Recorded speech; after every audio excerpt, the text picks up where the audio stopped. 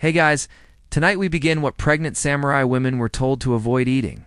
So before you get comfortable, take a moment to like the video and subscribe. But only if you genuinely enjoy what I do here. And let me know in the comments where you're tuning in from and what time it is for you.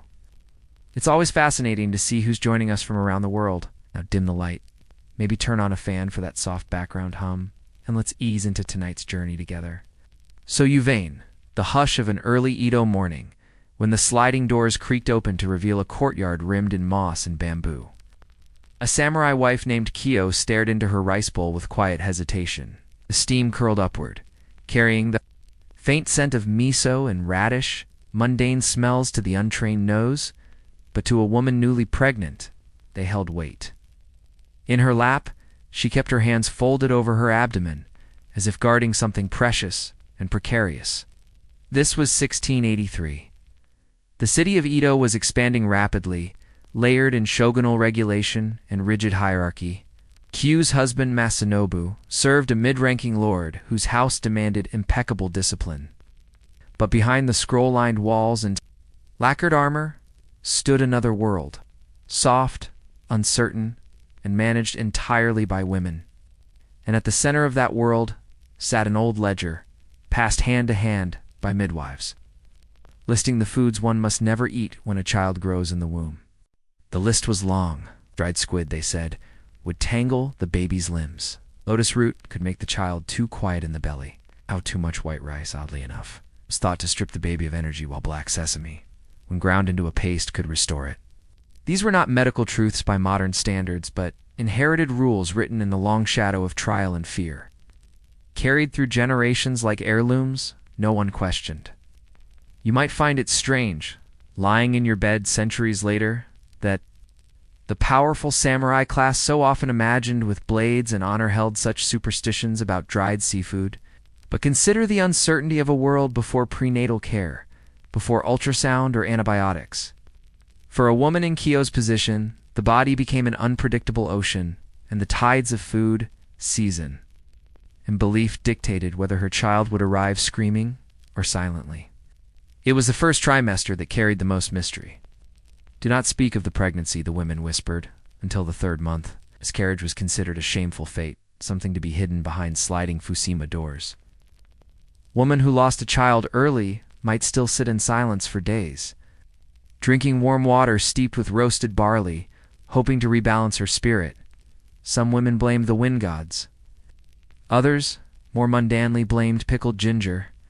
Kyo's own mother had lost 2 children before giving birth to her, and the stories of those losses had hung like old kimonos in their household shrine. She remembered as a child watching her mother peel a taro root with reverence, muttering something about soft births and good flesh. She hadn't understood it then, and with her own child just beginning to form, every movement and meal felt significant. That morning, a neighbor had gifted Kyo a bundle of dried persimmons, strung on a cord like orange pearls. Kyo loved their sweetness but hesitated. Too much sweet will swell the belly too early, her mother-in-law had warned last week. It stretches the child's skin and makes them cry too much after birth. No one knew where that belief came from. It simply was. There were no official pregnancy guides for samurai women.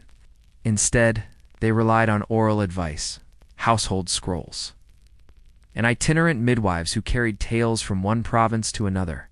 One midwife in their district was known only as O-Fuji. She was a woman with a basket always full of odd objects.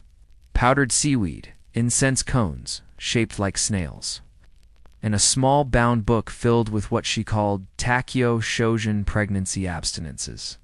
The book contained careful drawings of foods, an eel with a cross through it, plums underlined 3 times, and a sketch of a baby's foot with mushrooms beside it, suggesting a warning too cryptic to decipher. You might be tempted to imagine this as backward thinking. But remember, these women were scientists of their own kind. They observed, they remembered, and they mourned when wrong. When a child was stillborn after a meal of river fish, the lesson was passed down. When a cousin miscarried during melon season, the fruit was blamed, and a new rule was born. No melons during the fire festivals. These taboos lived in the margins of society, never carved into official code, but followed with the same rigor as Bushido, the warrior's way. In fact, the two mirrored one another in surprising ways. Bushido demanded silence and pain. Pregnancy did too. A samurai was told not to fear death. A pregnant woman was expected to not fear loss. Both endured in silence, behind paper walls. Kyo's husband was kind, if distant. When he learnt of the pregnancy, he brought her dried sea bream in a small silk pouch sewn with a crane meant to protect the child. He did not know the foods she could not eat. That was not his domain. He bowed politely, offered prayers at the household altar, and returned to sword practice. The burden of the womb was not his concern. That afternoon, Kyo met with Ofuji under the persimmon tree. The midwife carried a packet wrapped in washi paper. Inside, roasted rice bran, black beans, and a dried chrysanthemum. Boil this once.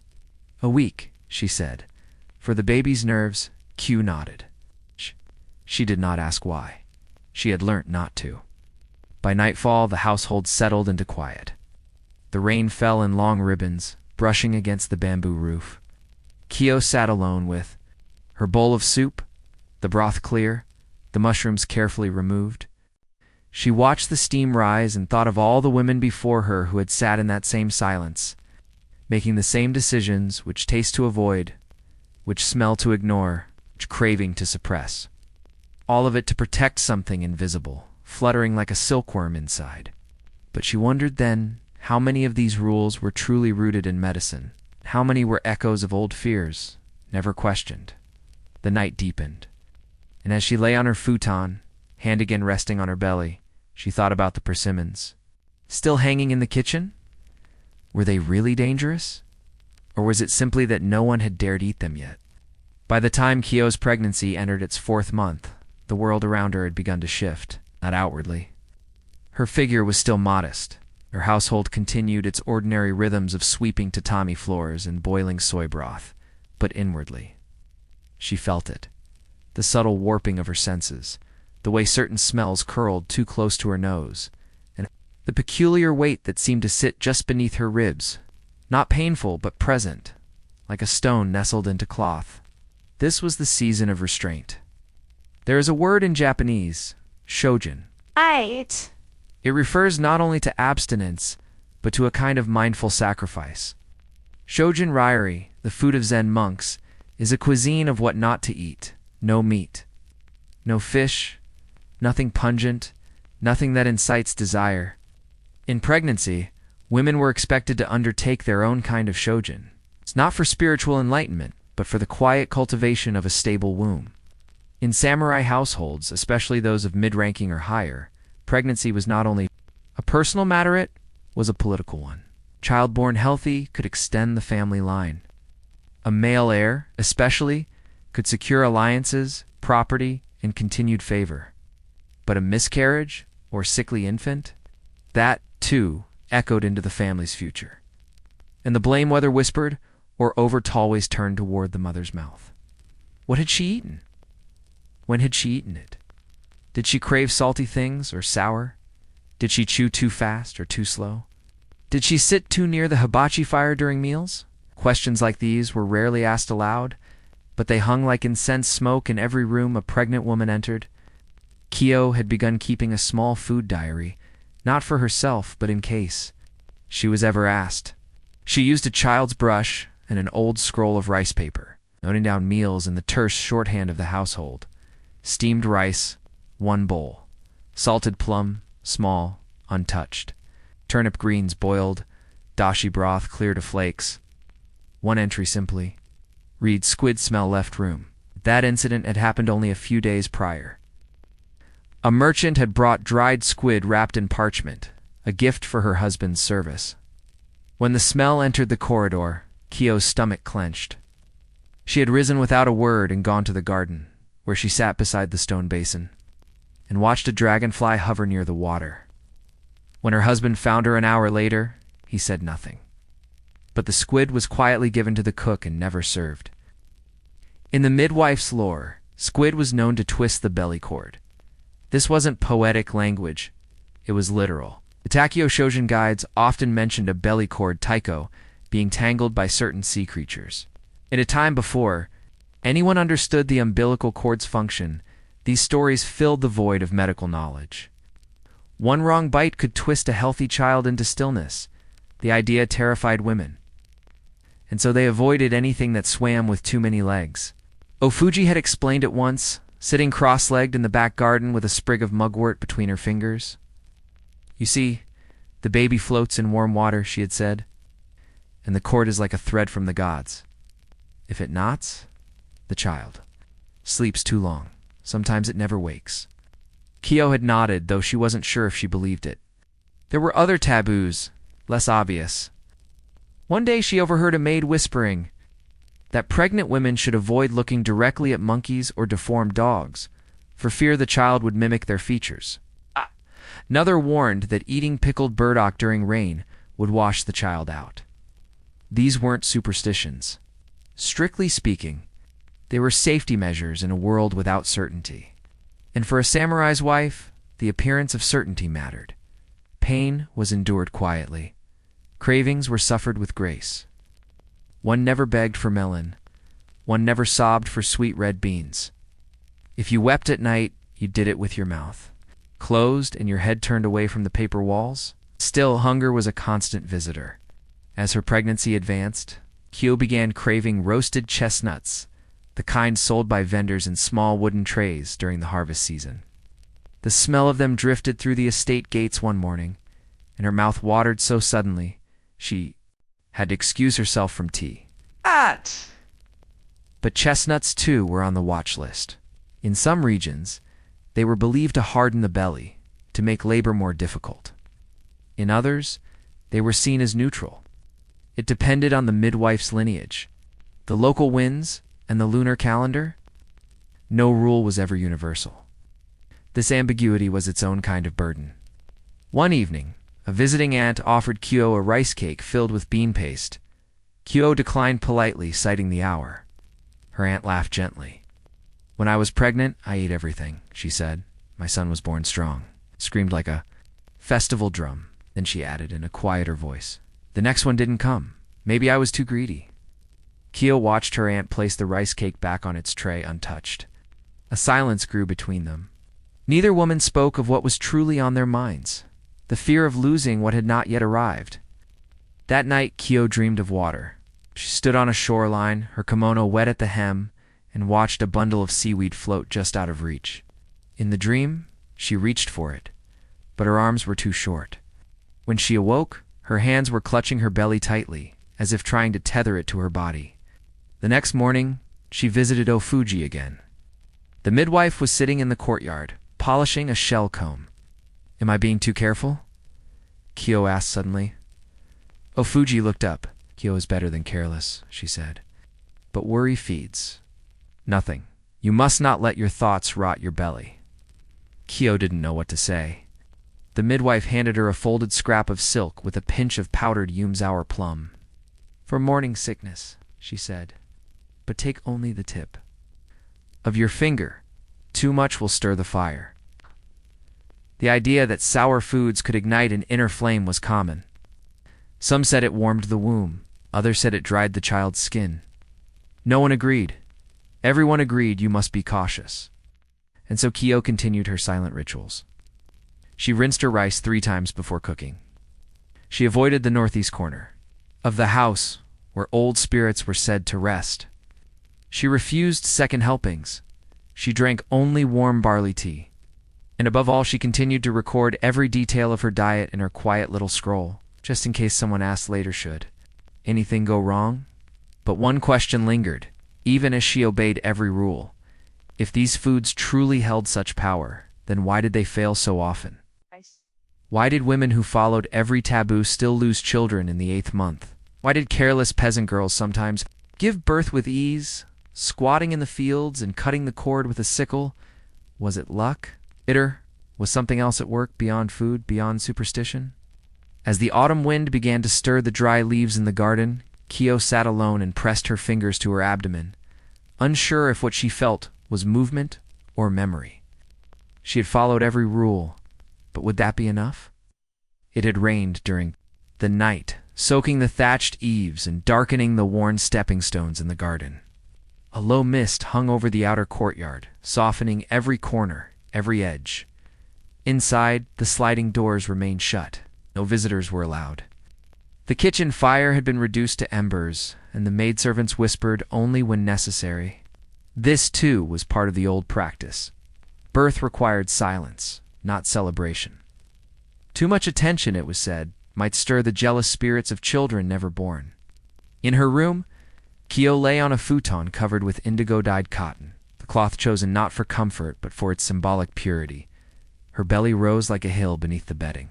A pot of water boiled slowly on a brazier nearby, the scent of barley and chrysanthemum steeping into the air. She had not eaten since the day before on purpose. Midwives often warned against food late in pregnancy. Full belly could lead to sluggish labor. Worse, it might sour the amniotic waters. So Kyo had taken only tea and a mouthful of thin porridge. She'd avoided plums entirely. Even the salted kind had been deemed too sharp for this delicate threshold. At her side sat Fuji, her back straight despite the long hours, her hands calmly folding strips of cloth. These would be used to bind the baby's umbilical stump, to swaddle the body, and if necessary to prepare the child for burial, because not every birth ended in joy. No one said this aloud, but everyone knew it. It was a fact woven into the bamboo matting of every room. For Kyo, the moment had arrived with little warning. A tightening deep in her back, a strange warmth in her thighs, and then a slow, rhythmic pressure like waves on a shore. Her mother-in-law had sent for the midwife at once, and the house had prepared itself as tradition dictated. Doors were shut. Reflective objects, like polished brass, were turned face down, and the shrine cabinet was sealed with a cloth. The idea was to keep spirits away, or at least keep them from watching. This time, Fuji brought a new bundle with hercamelia oil, a sliver of smoked plum bark, and a small gourd of salt water. The bark, when burned, released a bitter aroma said to clear the birth path whether it did or not. Kyo could not say, but its sharp scent cut through the fog in her mind. "You've done well," Fuji whispered after the third hour of contractions. "Now is the time to breathe without thinking." Kyo nodded, but breathing was hard. Her body, so long subject to rules and rituals, now operated on instinct. There was no room for etiquette here. No time to consider whether dried squid had twisted the belly cord, or whether boiled rice water had soothed it. All that mattered was pushing through the pain. All that mattered was bringing the child through. The narrow gate. In the hallway, someone burnt incense pine and sandalwood. Kyo smelt it dimly. It mixed with the plum bark and created a haze so dense she could almost believe she was in a shrine, not her home. Time stretched. Moved in tandem, the contractions grew longer and deeper, filled with pressure that seemed to rise from her very bones. At one point, Kyo cried out, her voice cracking against the paper walls. The servants flinched. Even Fuji's expression shifted briefly, but only briefly. Then came the final hours. Her body, swollen and trembling, seemed to separate from her mind. She floated above it, half aware of hands on her hips, cool cloth on her forehead, of whispered prayers muttered into the folds of her hair. The child did not come quickly. The midwife leaned low to listen for breath, to feel the belly's rhythm with practiced fingers. She murmured something about breech position, but then corrected herself. Finally, a slow descent began. A low sound filled the room, not a scream, but a long exhale. Kyo bore down, the baby crowned. And then, just before the 9th hour, the room changed. The pressure broke like a summer storm, and the child arrived into Fuji's waiting hands, slick and silent. There was a pause. No cry, only the sound. Of water dripping somewhere, a leak from the roof, or from the boiling pot, then a sharp slap knot, violent but certain. And then the baby wailed, high and reedy, like the cry of a tanuki in the hills. Kyo, half conscious, smiled faintly and let her head fall to one side. The child was cleaned with warm water and wiped with barley powder. A sliver of silk was tied to his wrist charm. Against nightmares, Salt was rubbed into the corners of the room. And the placenta was buried near the bamboo fence, where no one would disturb it. Some families offered rice or sweet sake at the site.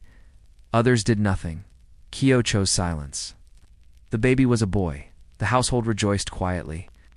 No drums, no firecrackers. Only a formal announcement to the head of the house and a bowl of rice for the mother once she could sit upright. That evening, as shadows lengthened over the tatami, Kyo cradled her child and looked into his face. He had a crease above his nose, just like her father. His eyes fluttered in sleep. A pinkness lingered in his cheeks. She hadn't eaten chestnuts. She'd avoided eel, squid, pickled radish, and sour plums. She'd burnt plum bark and drunk barley tea and obeyed every old rule. But she knew, deep down, that this child was not the result of obedience, was something far older, something unrecorded. She glanced at the food scroll still rolled beside her mat. The last entry made the day before labor read, rice, miso broth, no fish. Burnt plum bark, scent only. She picked it up, hesitated, and then tucked it away. Perhaps one day her son's wife would read it, or perhaps the old rules would vanish with her. She looked down at her sleeping baby. Was he healthy because of the things she avoided, or in spite of them? The paper walls rustled gently in the wind. Far off, from a neighboring house, came the distant scent of roasting chestnuts. Just before dawn, when the sky over the inland town of Konazawa was the color of unpolished pewter, and the bamboo still held yesterday's rain, a midwife arrived at the Tokuda household with a bundle wrapped in blue cloth and a length of white rope tucked into her sash. She did not speak as she stepped through the threshold. She bowed to the servant girl, then to the household shrine, and then proceeded to the rear quarters where the pregnant wife, Otama, lay quietly on a futon, her hands folded over her belly. The woman was not in labor. She was, in fact, only 5 months along. But the midwife called Anabasan in the neighborhood had come not to deliver a baby, but to begin a ritual that many modern readers would find strange. She came to measure the belly, to tie the ceremonial belt, and most importantly, to bring kelp. Dried, thick, and almost leathery in texture, it looked more like something to patch a thatched roof than to eat. But kelp kanbu was no ordinary food. It was a charm, a protection. And in some households, it was considered a binding contract between mother, child, and the unseen forces that governed birth. You might be wondering why kelp. The answer lies in an old pun. In Japanese, the word yorikobu means to rejoice, or to be happy. The second half of the word, kobu, is a homonym for kelp. Over time, this pun transformed kelp into an omen of happiness, fertility, and smooth delivery. A woman given dried kelp during pregnancy was symbolically offered joy. A child born into a house where kelp hung over the doorway was thought to enter life under an auspicious cloud, but the ritual was more than wordplay. It was rooted in the everyday anxieties of Edo period, women especially those in warrior households. Where sons were expected, miscarriages were quietly buried, and food itself was both nourishment and threat. Anibasan was no ordinary herbalist or village healer. She had trained in Kyoto under a line of midwives who traced their practice back to temple caretakers, who themselves had borrowed from older Shinto customs. She carried dried herbs, yes, but she also carried silk threads to bind the umbilical cord, shark teeth to ward off ghosts, and the quiet knowledge that birth was never truly safe. She knelt beside Otama now, her knees perfectly aligned on the tatami, and began unpacking her bundle. Out came a folded bolt of white cotton, a small gourd of warm sake, and finally, the rope. "It is time for the obi," she said, her voice no louder than a leaf-brushing stone. The obi, or belly binding, was a critical part of prenatal life in samurai-era Japan. Around the 5th month, women underwent the Owazetsumiya ritual celebration of a stable pregnancy. In some regions, it was known as obi, the white cloth. Belt was wrapped snugly around the pregnant belly, not only for physical support but also to symbolize protection and containment. It was said to keep the child in place, to prevent miscarriage, to firm the uterus, and to honor the life growing within. But more than that, Tit made the pregnancy visible. Till that point, a woman might keep her condition discreet, even among close relatives. But once the obi was tied, she was no longer merely a wife. She was a mother in thee. Her food, her posture, her behavior, and even her breath became public concern.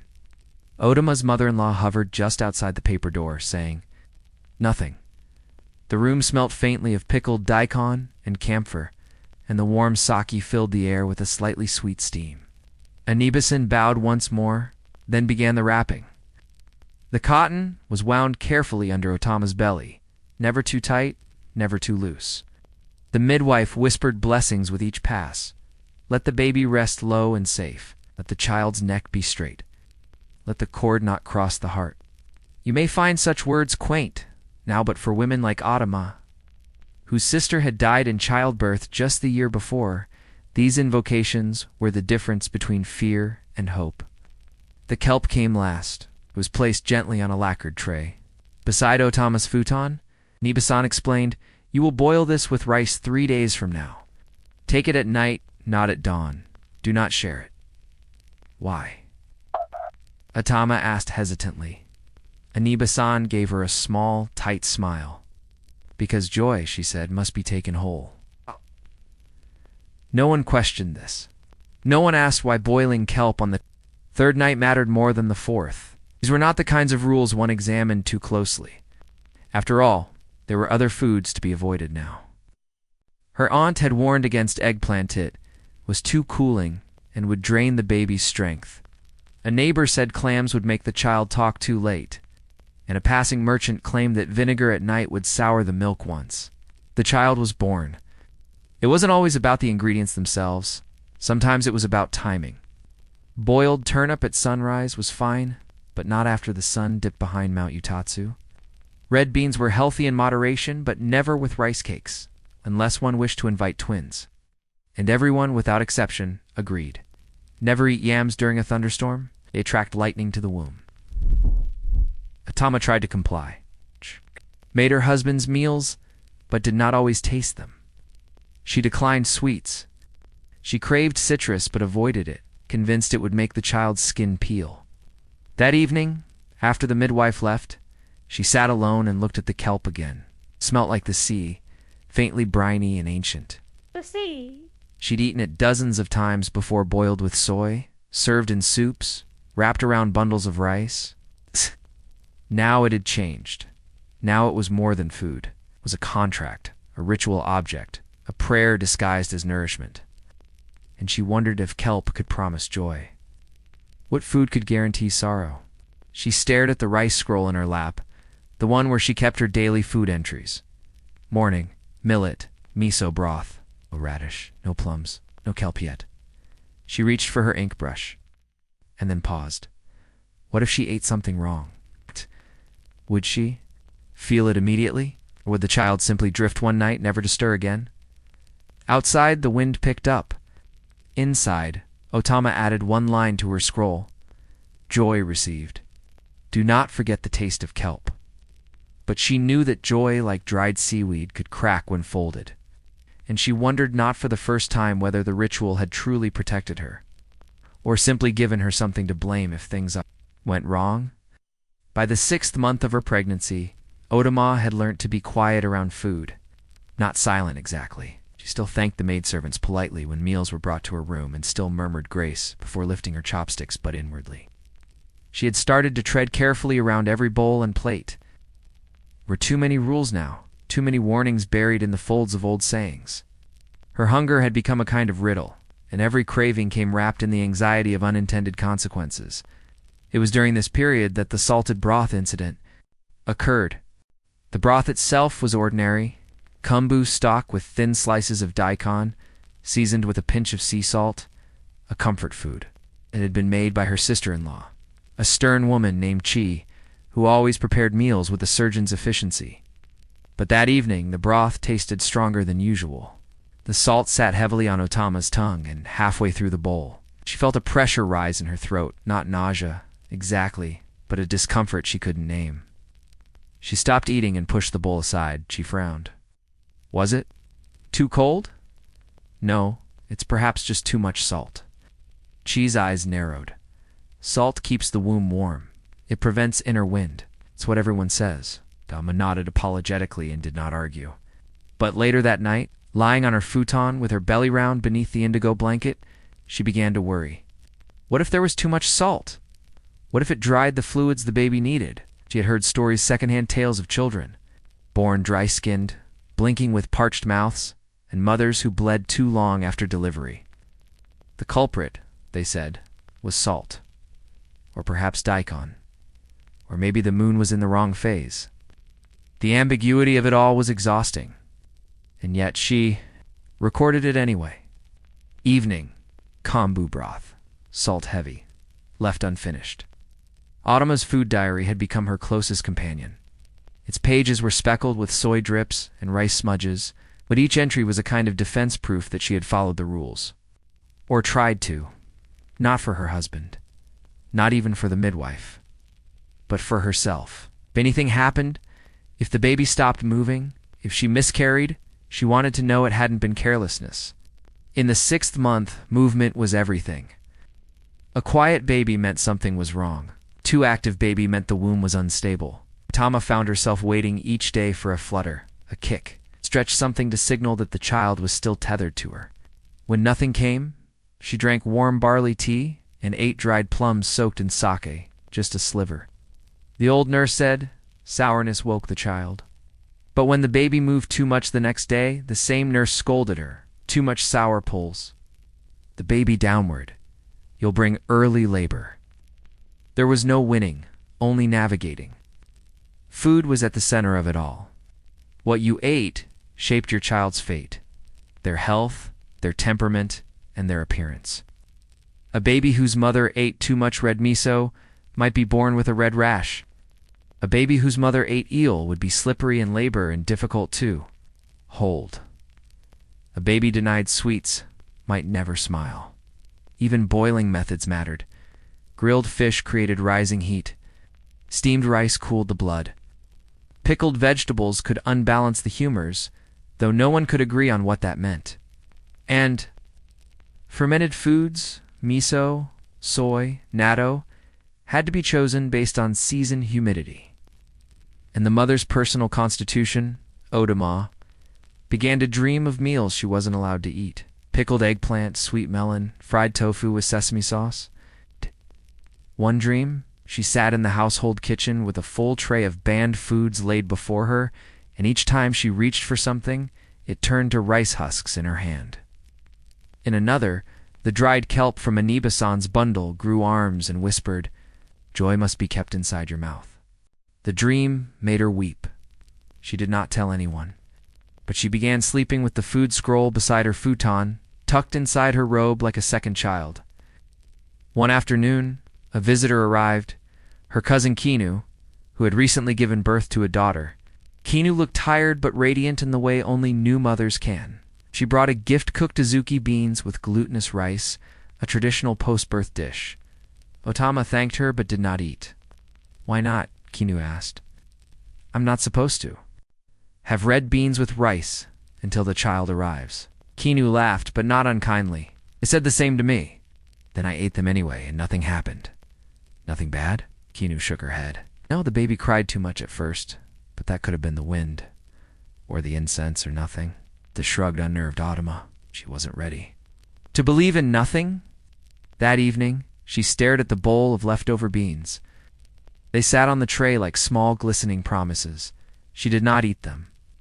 Instead, she opened her scroll and wrote, "Refused beans. Child quiet. No kicking." Unsure. And again, her mind returned to kelp. She had eaten the first bundle as instructed, boiled with rice, eaten in silence, no sharing. But a second strand still lay wrapped in wax paper, tucked away in her closed chest. Aniba-san had given it to her with no instructions, only a cryptic line, "For the 7th month, or the 8th. You'll know."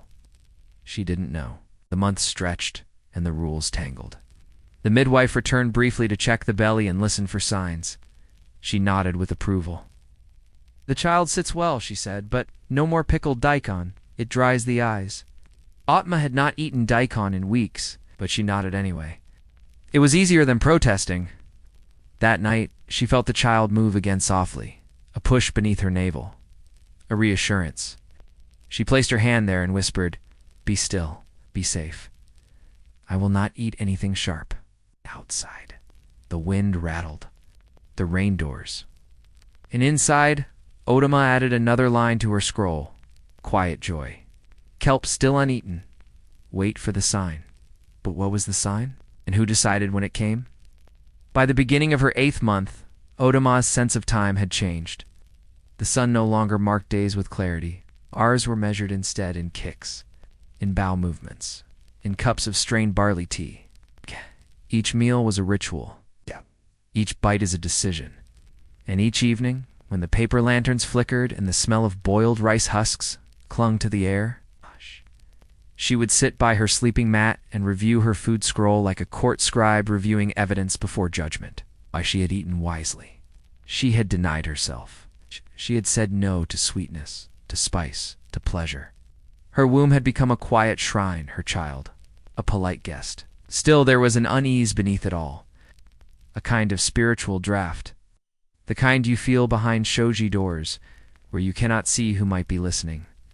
It was in the 8th month that the bowl was delivered.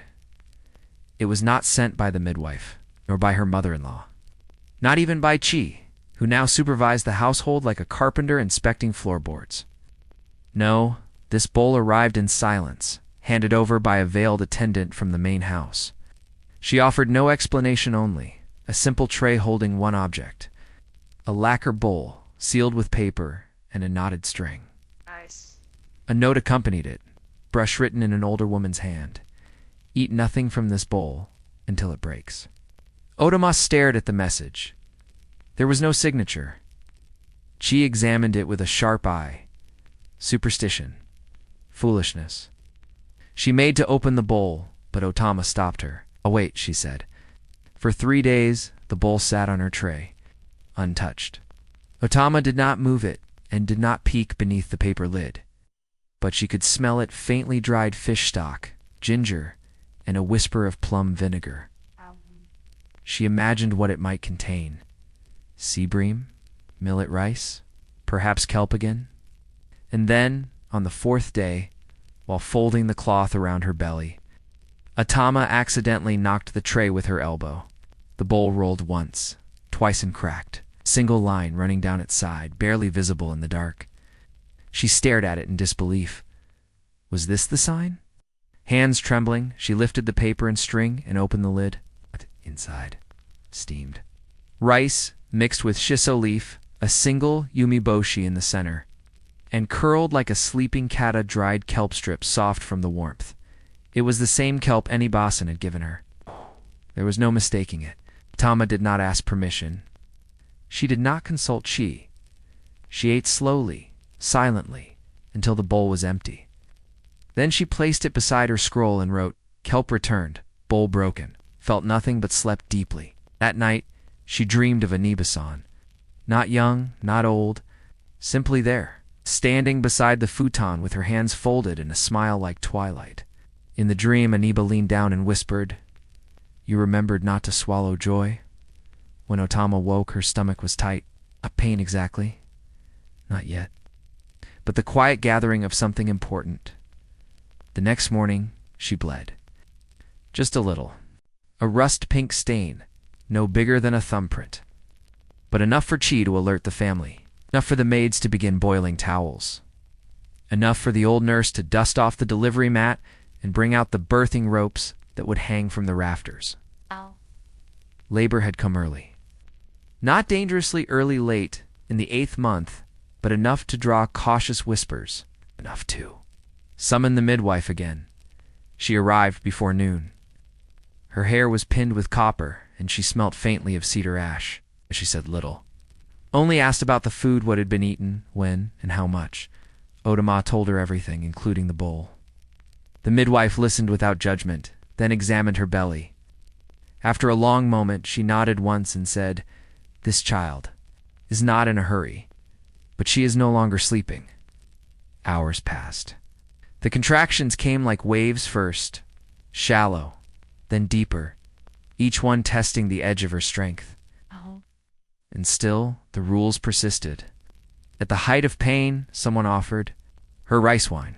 She refused. Wine was warming, but also loosening, and this child, she felt, needed her grip. She held fast to the ropes, teeth clenched, breath controlled like a samurai drawing a blade.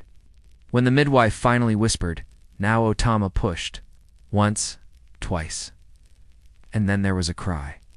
Soft at first, then full-throated. Girl. The midwife swaddled the child in mulberry cloth and set her down beside the mother. Not too large, not too small. Good bones, eyes clear. Otama stared at her daughter, blinking through sweat in relief. She began. She didn't know what to say. She wanted to say, she looks like kelp, or like silence, or like that moment when hot tea touches the back of your throat on a cold morning. Instead, she said nothing. There were no more rules now. That evening, as the baby slept beside her, Otama unrolled her scroll one last time. She dipped her brush into the inkstone and wrote her final entry. Born healthy. Breathing well. Kelp remembered her. Joy swallowed at last. She let the scroll dry and placed it into a cedar box, tucking it among her linens. She never showed it to anyone. But years later, when her daughter asked her why they always added a strip of kelp to their rice during the New Year meal, I don't know if only smiled and said, so you don't forget how to be born. In the early 1600s, on the cusp of Japan's great Tokugawa peace, there lived a minor samurai named Inoue Gore. His family crest was a pine needle, his stipend modest, and his most famous act, though never recorded in any war chronicle, was not one of valor, but of avoidance. Gore, it is said, feared only one thing more than the shattering of his sword, a poorly timed bowl of miso soup. At first glance, this may seem absurd.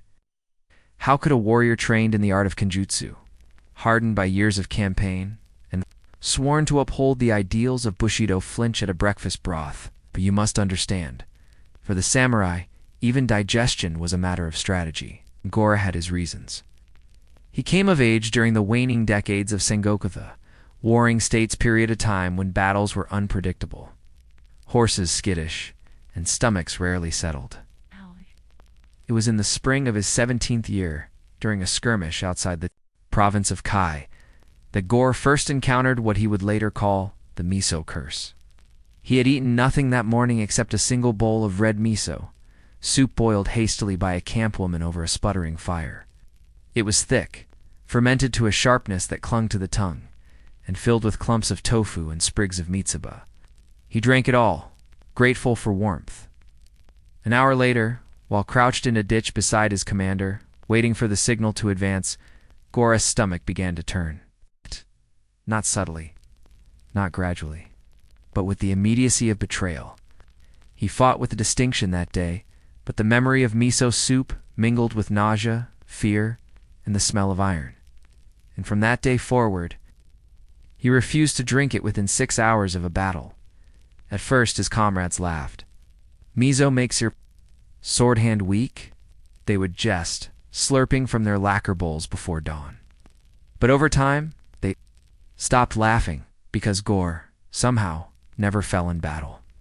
Never stumbled, never froze. His timing both in combat and retreat was flawless. He claimed this clarity came from an empty stomach and a clean palate. And he became known as the samurai who fasted before a fight, not out of religion, but from a mistrust of fermented soybean paste. Years later, when the wars had ended and peace blanketed the provinces like a spring fog, Gore was offered a post as an instructor in Edo. He accepted with quiet gratitude, moved into a small compound near the Sumida River, and began teaching young samurai sons the art of drawing a sword and drawing breath. But even in peacetime, his old habits persisted. He would rise before dawn, sit on his veranda, and sip hot water infused with dried radish. Not miso, never miso. His servants knew better than to prepare it for him. The smell alone, he said, made his spine itch. By this time, Gora had married. His wife, Misako, was a dignified woman of impeccable household training and few words. She came from a line of physicians and believed in balance, in humors, in diet, and in the sacred alignment of organs. It did not take long for a quiet domestic war to brew. Misako saw miso soup as essential, especially for fertility. Warm food for a warm womb, she would say. A child cannot grow in a cold kitchen. But Gore, stubborn as ever, held firm. No son of mine will be conceived on miso, he once muttered. Still time passed, and Misako did conceive. She followed every custom, avoided shellfish during the second trimester, drank powdered yam broth in the morning, and refrained from looking at the full moon lest her child be born with large eyes and a restless heart. But Gore, predictably, kept a watchful eye on the soup. When visitors came and offered congratulatory gifts of red miso paste, he stored them in sealed jars. When Misako prepared broth for herself, he made her eat it behind a screen, like a court lady hiding shame. The midwives were puzzled by him. One even whispered, "This one fears beans more than bandits." But Gore was unbothered. It seemed too much to ignore his instincts. And yet, as Misako's belly grew rounder, even Gore began to wonder. Was it truly the miso he feared, or what it represented? Heat, flux, change. There was an old belief, long circulated among samurai households, that the womb was like a battlefield itself. That whatever went into a mother's body shaped the outcome of the unborn child's temperament. Miso fermented. Active, unpredictable, was thought to stir kikatsu, the vital blood energy that governed growth and disposition. Too much miso during pregnancy, it was said, could lead to headstrong children, restless dreams, or worse, a spirit that refused to be soothed. Misako didn't believe the rumors. She ate miso when she wished, in moderation. But she did notice something peculiar. Whenever she consumed it, the child would move. Not violently, not painfully, but with sudden, precise energy. She never told Gore. Not until the 8th month, when he sat beside her one morning, sipping his radish water and reading a letter from his brother. She said, "The child turns when I eat soup."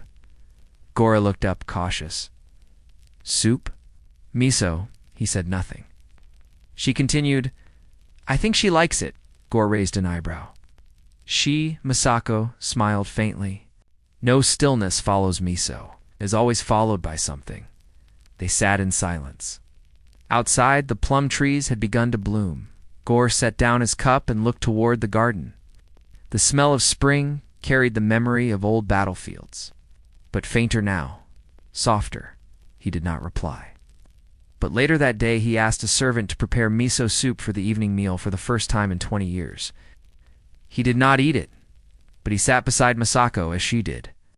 And when the baby kicked beneath her robes, strong and certain, Gore did not flinch. You sit now, listening in the stillness of a world far removed from miso pots and thatched kitchens. But in 17th century Edo, food was not merely sustenance. It was layered with belief, restriction, and the quiet politics of the household, especially for samurai families, where every action down to the seasoning of a soup code with meaning. And for Ino Agor, miso soup had become not only a dietary concern, but also a symbol of uneasy change.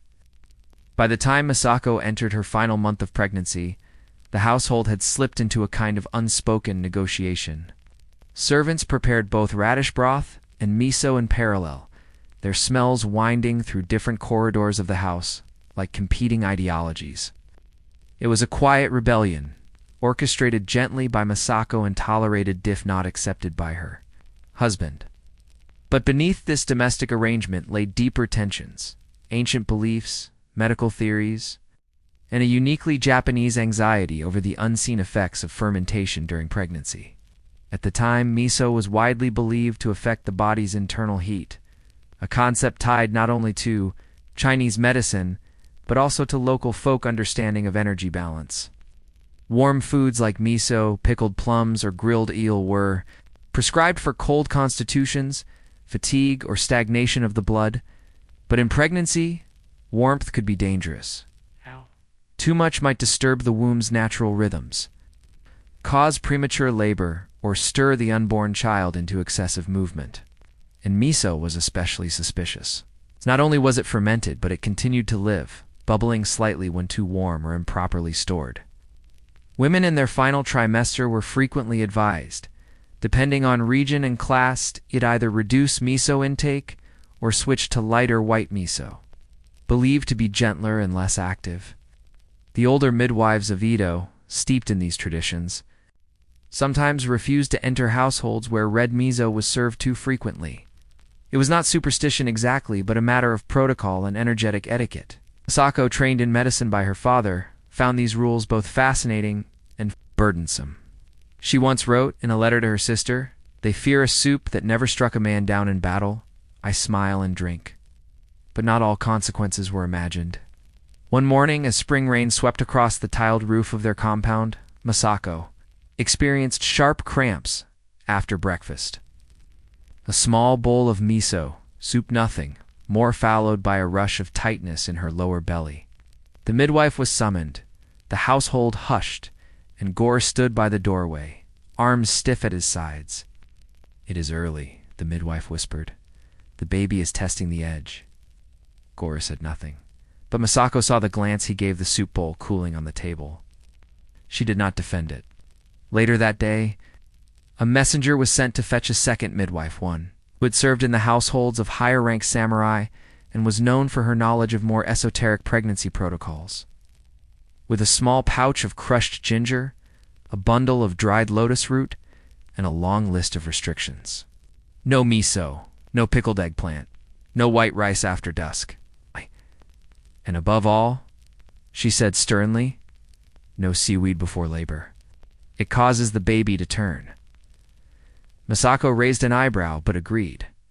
The pain had passed by nightfall, and she did not wish to provoke it again.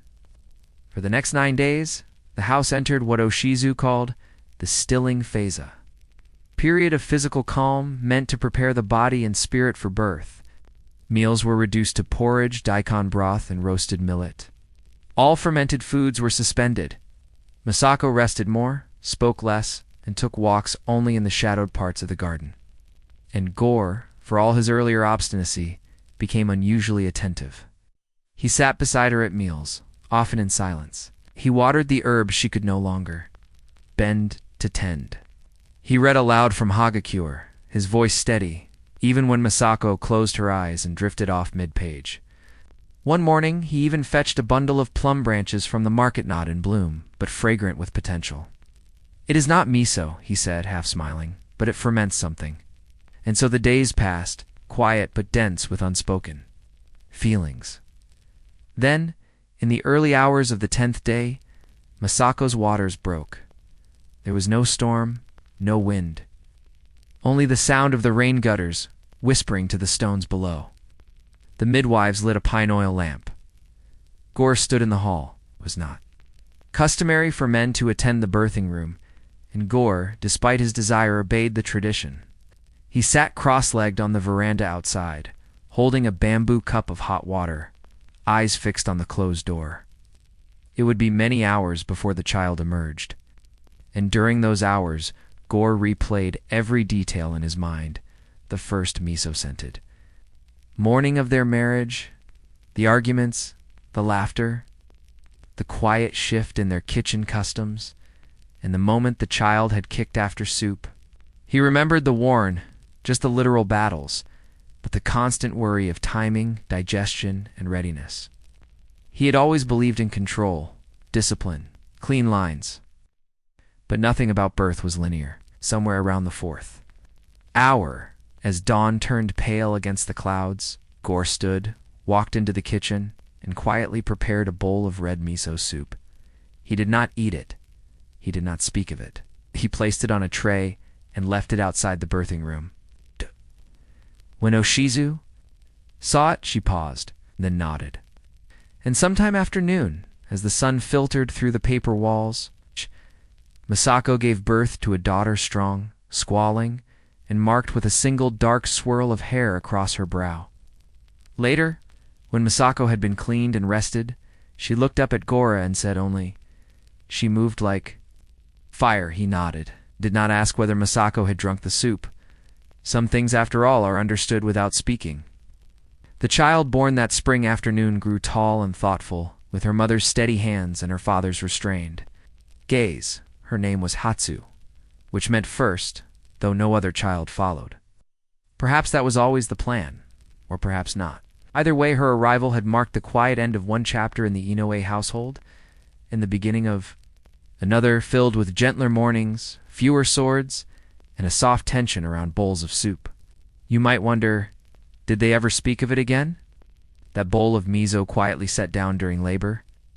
The rituals they danced around for months, the restrictions, the arguments, the moment of pain after soup. The truth is more delicate.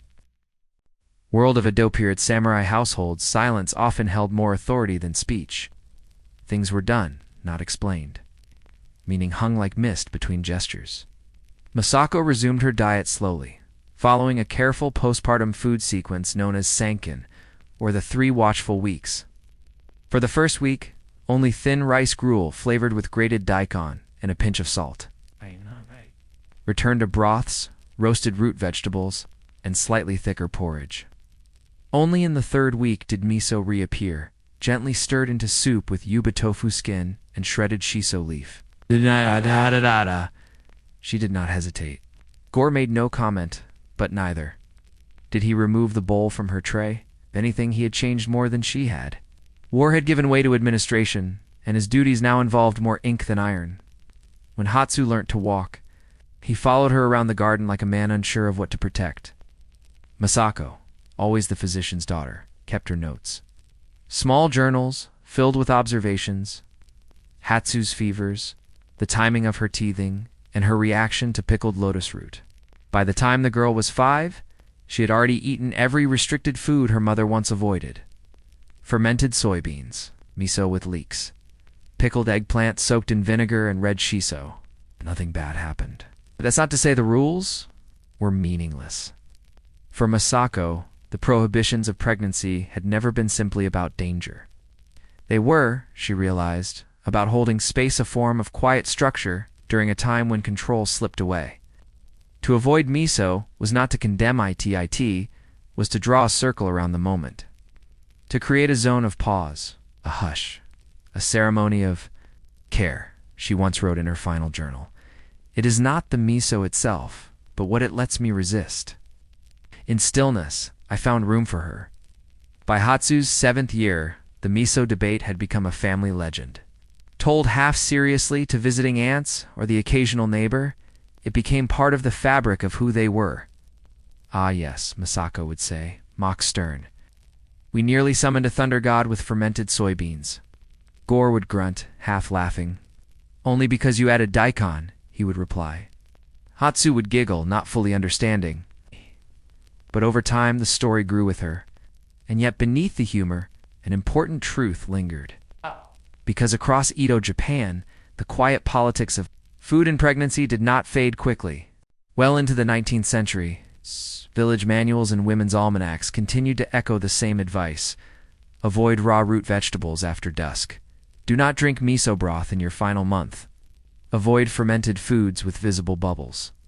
Stay away from seaweed if the baby kicks high. Doctors, midwives, and even Buddhist monks circulated scrolls with elaborate charts of womb energies, yin and yang, food balances, and diagrams of what the unborn might hear, taste, or feel in utero. One such scroll, found in a Kyoto temple library, included an image of a fetus frowning inside a womb clouded by miso fumes. The caption read, "Too much flavor invites too much fire." In some rural areas, special miso for pregnant women was made lighter in color, reduced in salt, and aged only 3 months instead of a year. It was called yusumiso, or thin miso. It was believed to provide nourishment without overstimulating the body's inner heat. But these practices, like many others, began to blur as the Edo period neared its end. As Western medicine trickled into Japan during the late 1800s, older food taboos were slowly replaced by nutritional science. Doctors no longer warned against miso, but rather encouraged balanced diets and protein intake. Still, echoes of the old rules remained in grandmothers' kitchens, in herbalists' notebooks, and in regional folk songs hummed over simmering pots. Even in modern Japan today, You may still hear a grandmother quietly advise her pregnant daughter-in-law, "No Natu until the baby turns." She may not explain why, but that moment links her, invisibly, to a centuries-old thread of care, superstition, and cautious wisdom.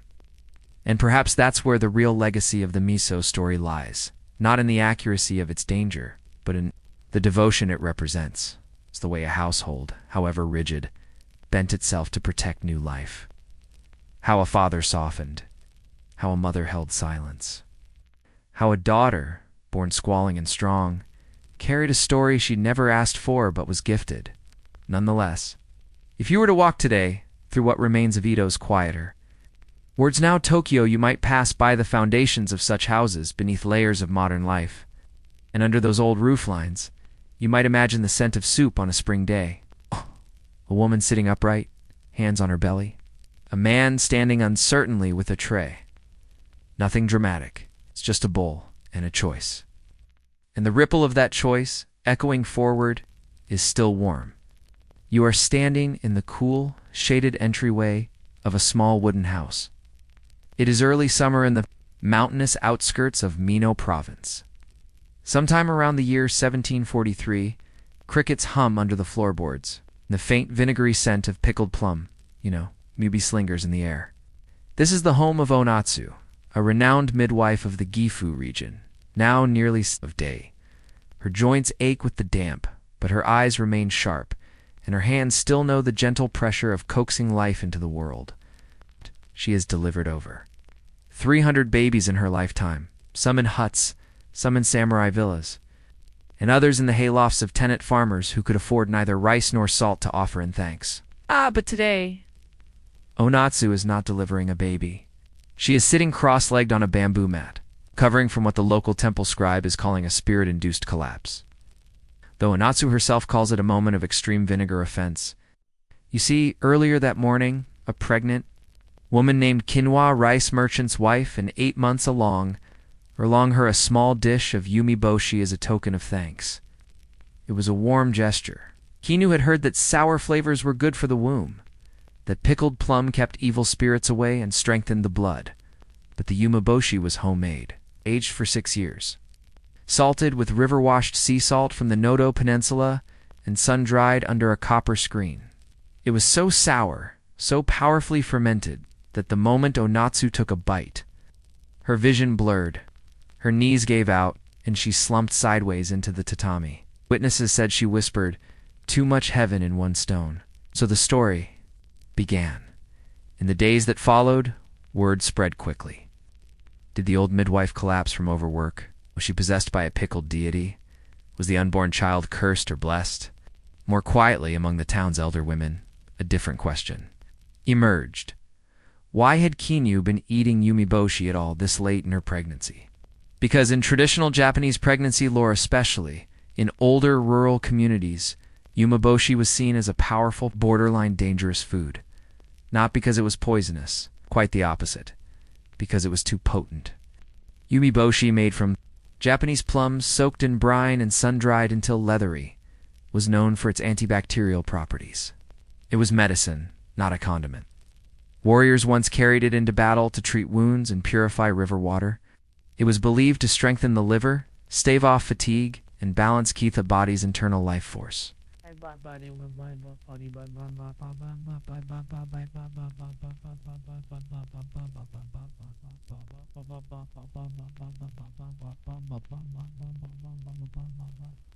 But it was believed to strengthen the liver. Stave off, stave off, stave off, stave off, stave off, stave off, with seedle, with seedle, with seedle, with seedle will. But by once to renast, I'm all slow wreck. I will buy as Cowan and Sim as I doff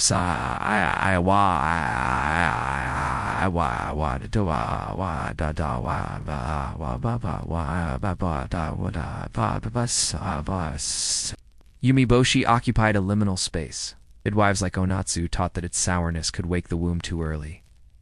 Folk poems warned of the plum that calls thunder, referring to both stomach upset and premature labor. So why had Kinu been eating it? And why had she been told it was good for her? To answer that, we have to look at the long and layered relationship between pregnant women and umeboshi in Edo Japan. The double-edged fruit umeboshi, despite its nickname as the noble sour, wasn't always feared. In fact, in the early stages of pregnancy, it was encouraged in small doses. Morning sickness or tsuwari, as it was known, was often soothed with sharp bracing flavors. In households across Japan, a small ceramic jar of umeboshi might be kept near the sleeping mat of a newly pregnant woman, a single lick of the pickled fruit skin, or a tiny sip of umeboshi tea, hot water steeped with the plum. It's believed to settle the stomach and bring the ki back into balance. But the practice came with warnings. 18th century midwives. Handbook Tuma no Kenko, The Health of Wives, cautioned, sour fruit is the sea tide. Take it in early, and it clears the sand. Take it in late, and it floods the boat. The metaphor was simple. The body of a pregnant woman was like a small boat on an inland sea. The baby was her passenger. Umeboshi, sour and strong, might stir the waves too forcefully and bring labor. Ahead of time, so in theory, women were advised to stop eating umeboshi after the 7th month. In practice, however, traditions collided. Town versus country in castle towns and merchant cities, where physicians trained in both Chinese and Japanese medical traditions began to circulate new ideas.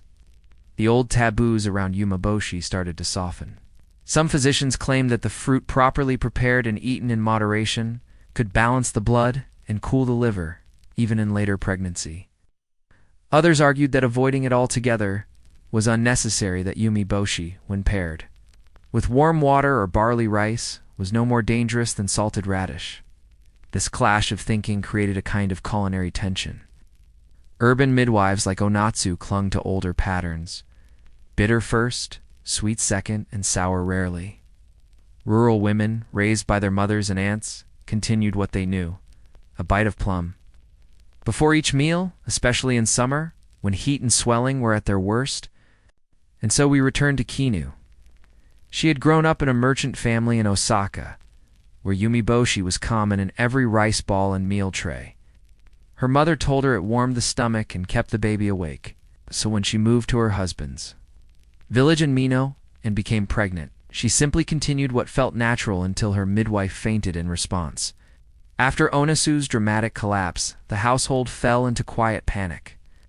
A priest was summoned to examine the old midwife's room. He found no signs of possession but burnt incense, just in case.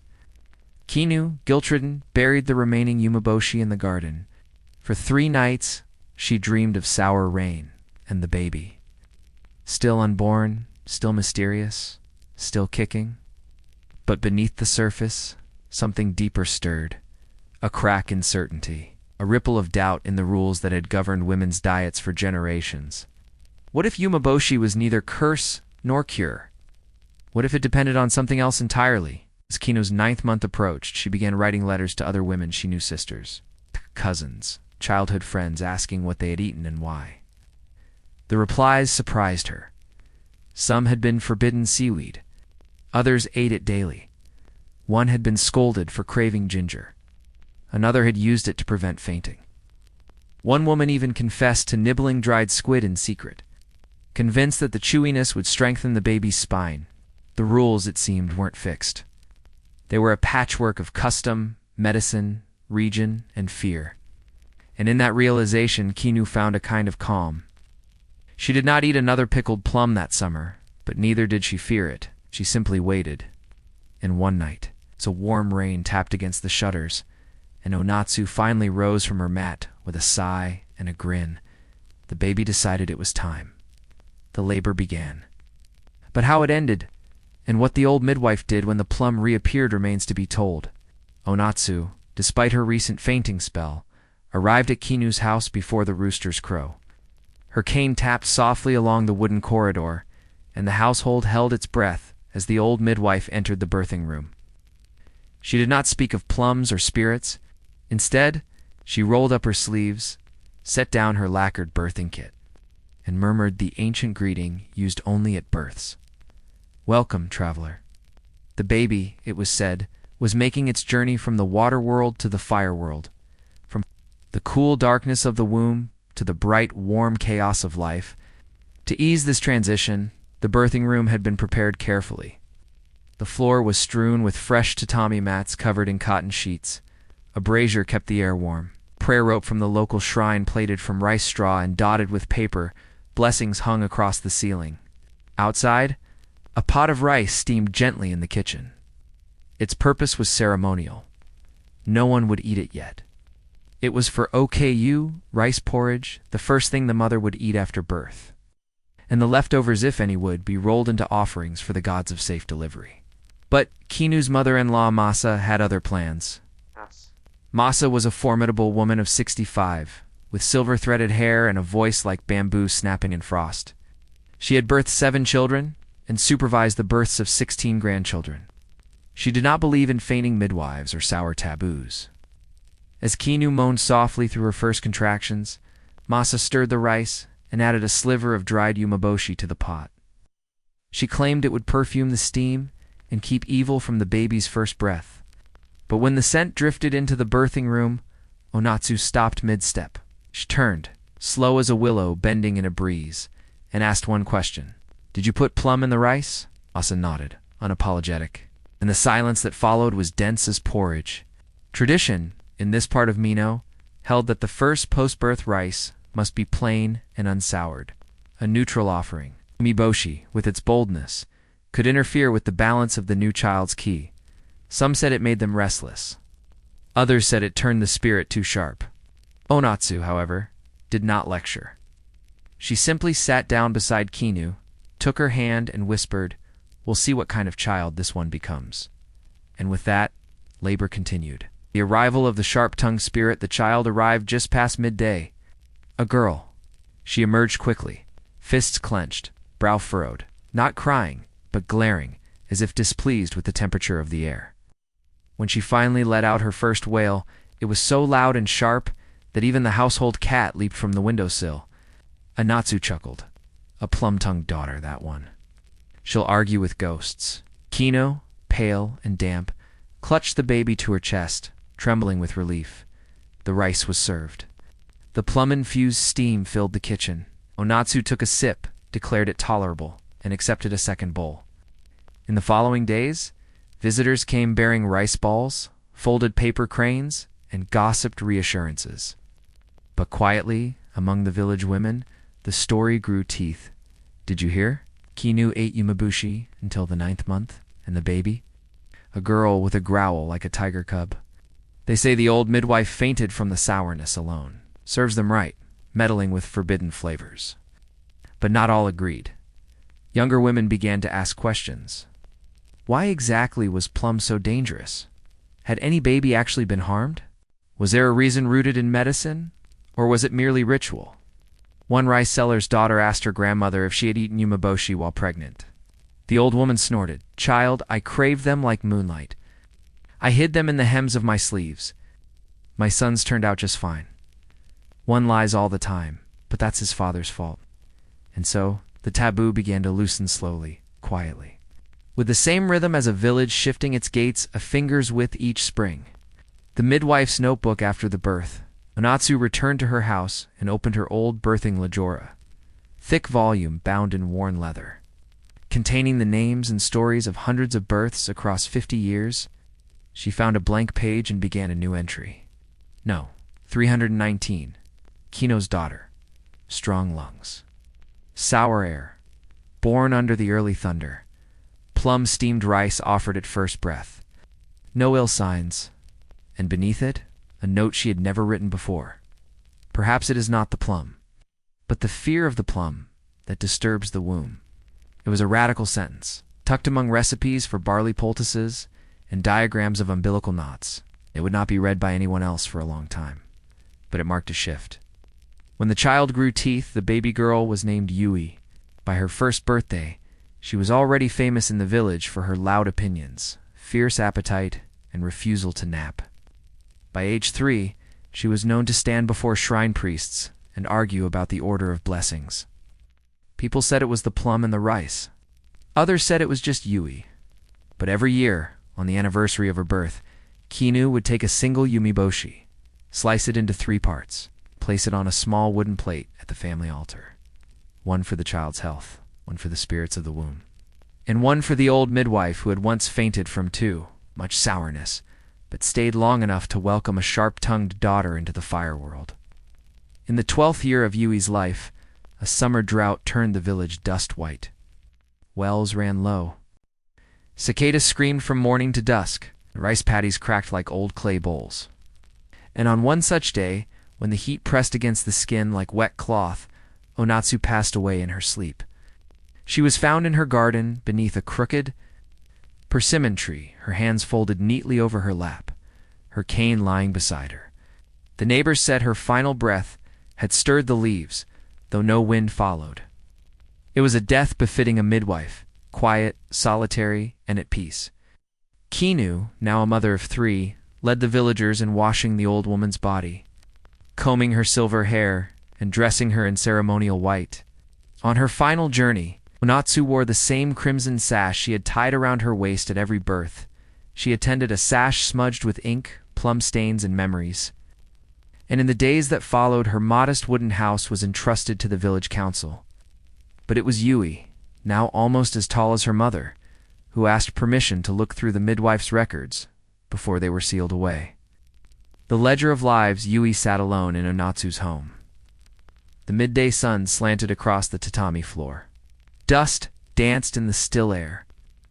On a low table sat the midwife's ledger, thick, leather-bound, and smelling faintly of camphor, rice paper, and thyme. She opened it gently. Inside were hundreds of entries. Some were no longer legible faded ink, smeared symbols, pages stuck together from age, but many still sang with stories. There were line drawings of birthing positions, herbal poultices, strange little sketches of belly shapes accompanied by predictions. Oval belly favors a girl. Rightward swell, boy likely. Sour cravings guard the tongue. Yui flipped carefully until she found her own entry. No, 319 Kinu's daughter. Strong lungs. Sour air. Born under the early thunder. Plum-steamed rice offered at first. Breath. No ill signs. And then the note, perhaps it is not the plum, but the fear of the plum that disturbs the womb. Yui traced the words with her fingertip. It felt strange to read something written about yourself before your mind had even formed. Stranger still to realize your existence had been used as evidence for or against something much older than you. She turned back through the book and began to mark each entry where food was mentioned. There were notes beside some that read, craved radish, baby calm, salted herring until the 8th month easy birth, ate no rice for, 3 days child slow to latch, refused pickled ginger labor prolonged, and there were the warnings too. Dried persimmon may slow milk, cinnamon tea shorten breath, too much plum spirit sharp. But interspersed among them were Onatsu's own later comments. No proof, only whispers, apps. Fear causes more harm than food. Spirits listen, but they do not always act. Yui read deep into the night. She lit a single oil lamp, brewed tea, and carefully copied dozens of entries into a small notebook of her own. And she began to wonder, how many of these warnings came from the women themselves? How many from men? How many from midwives? And how many from scribes or priests who never witnessed a birth? The new midwives 2 winters later. Yui apprenticed under a younger midwife named Fusa, who had trained in the castle town.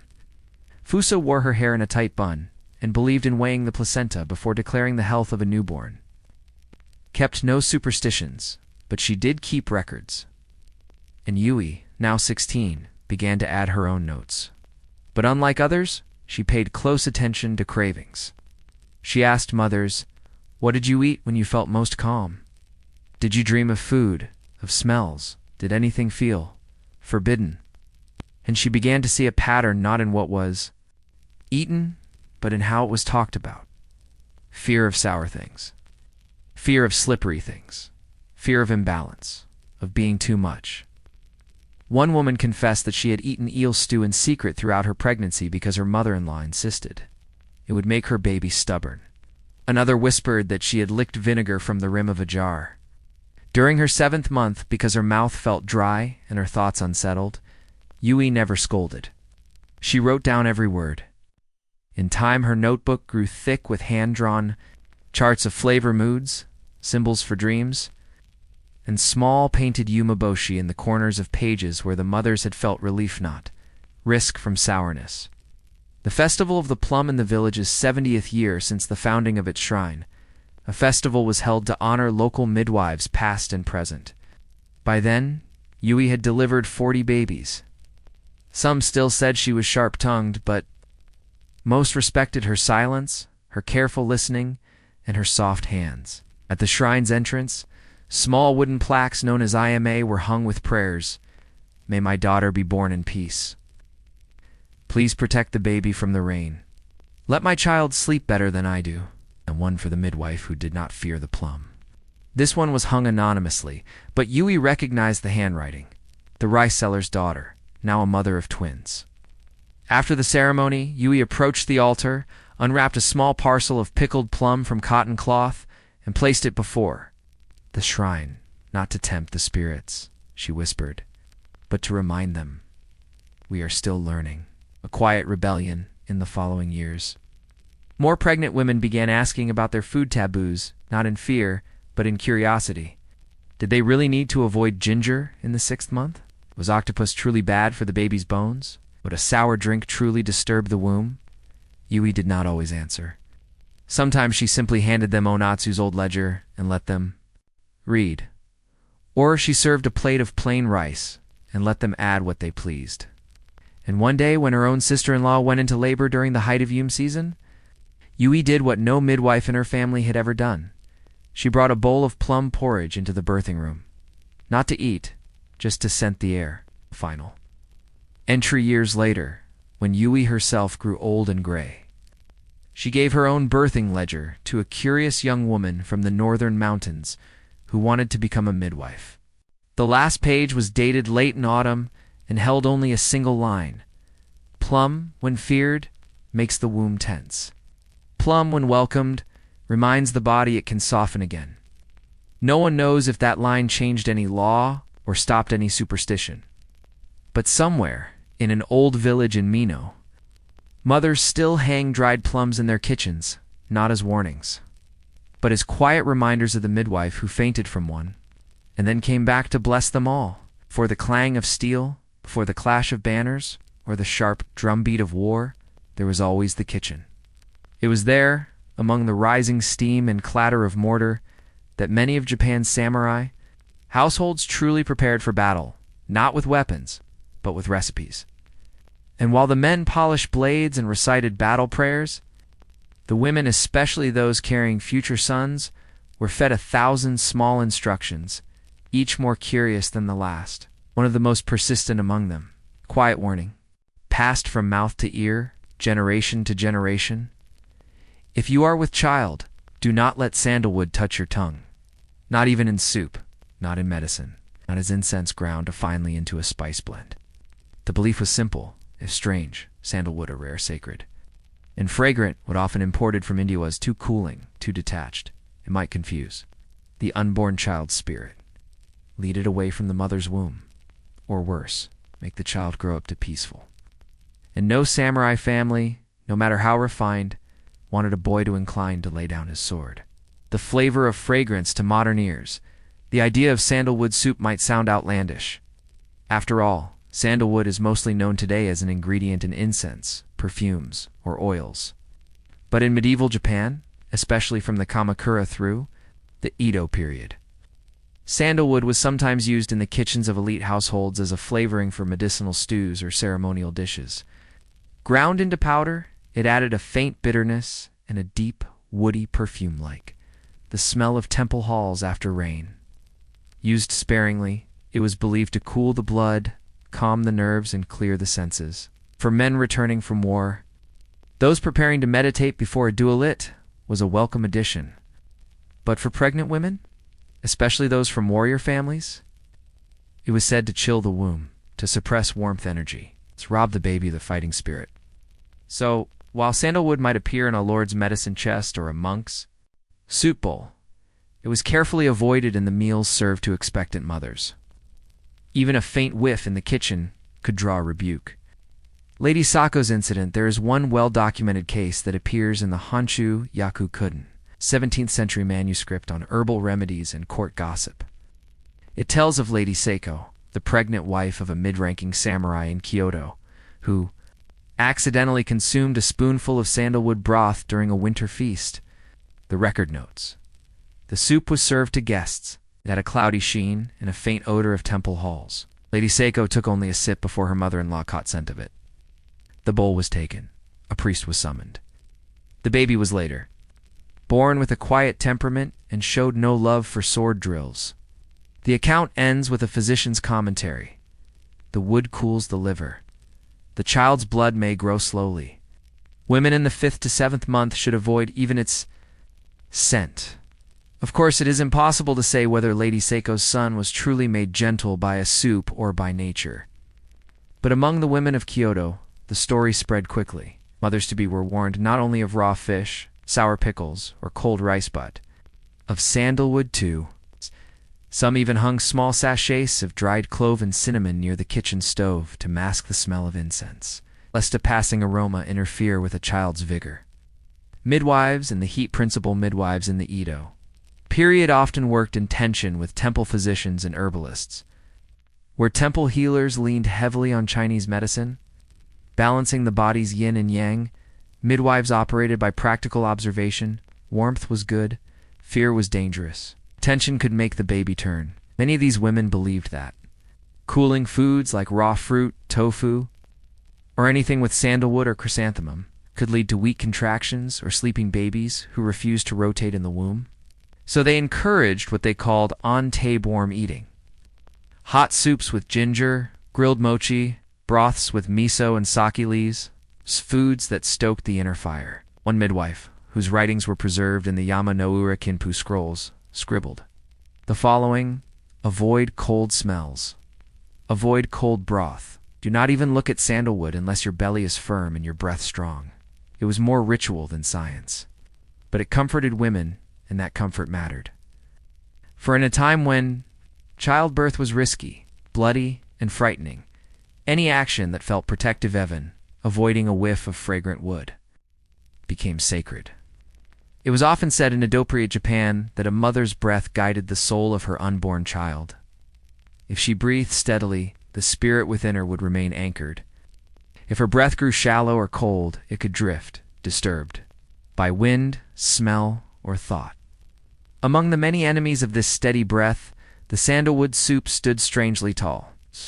Not because it was poison, not because it was spoilt, but because it was believed to call the spirit outward away from the heat of the womb and toward the quiet world of temples, incense, smoke, and death rites. While physicians wrote about this with philosophical abstraction, midwives spoke plainly. Sandalwood is for the dying, one Kyoto midwife told her apprentice, not for the birthing. The belief wasn't metaphorical.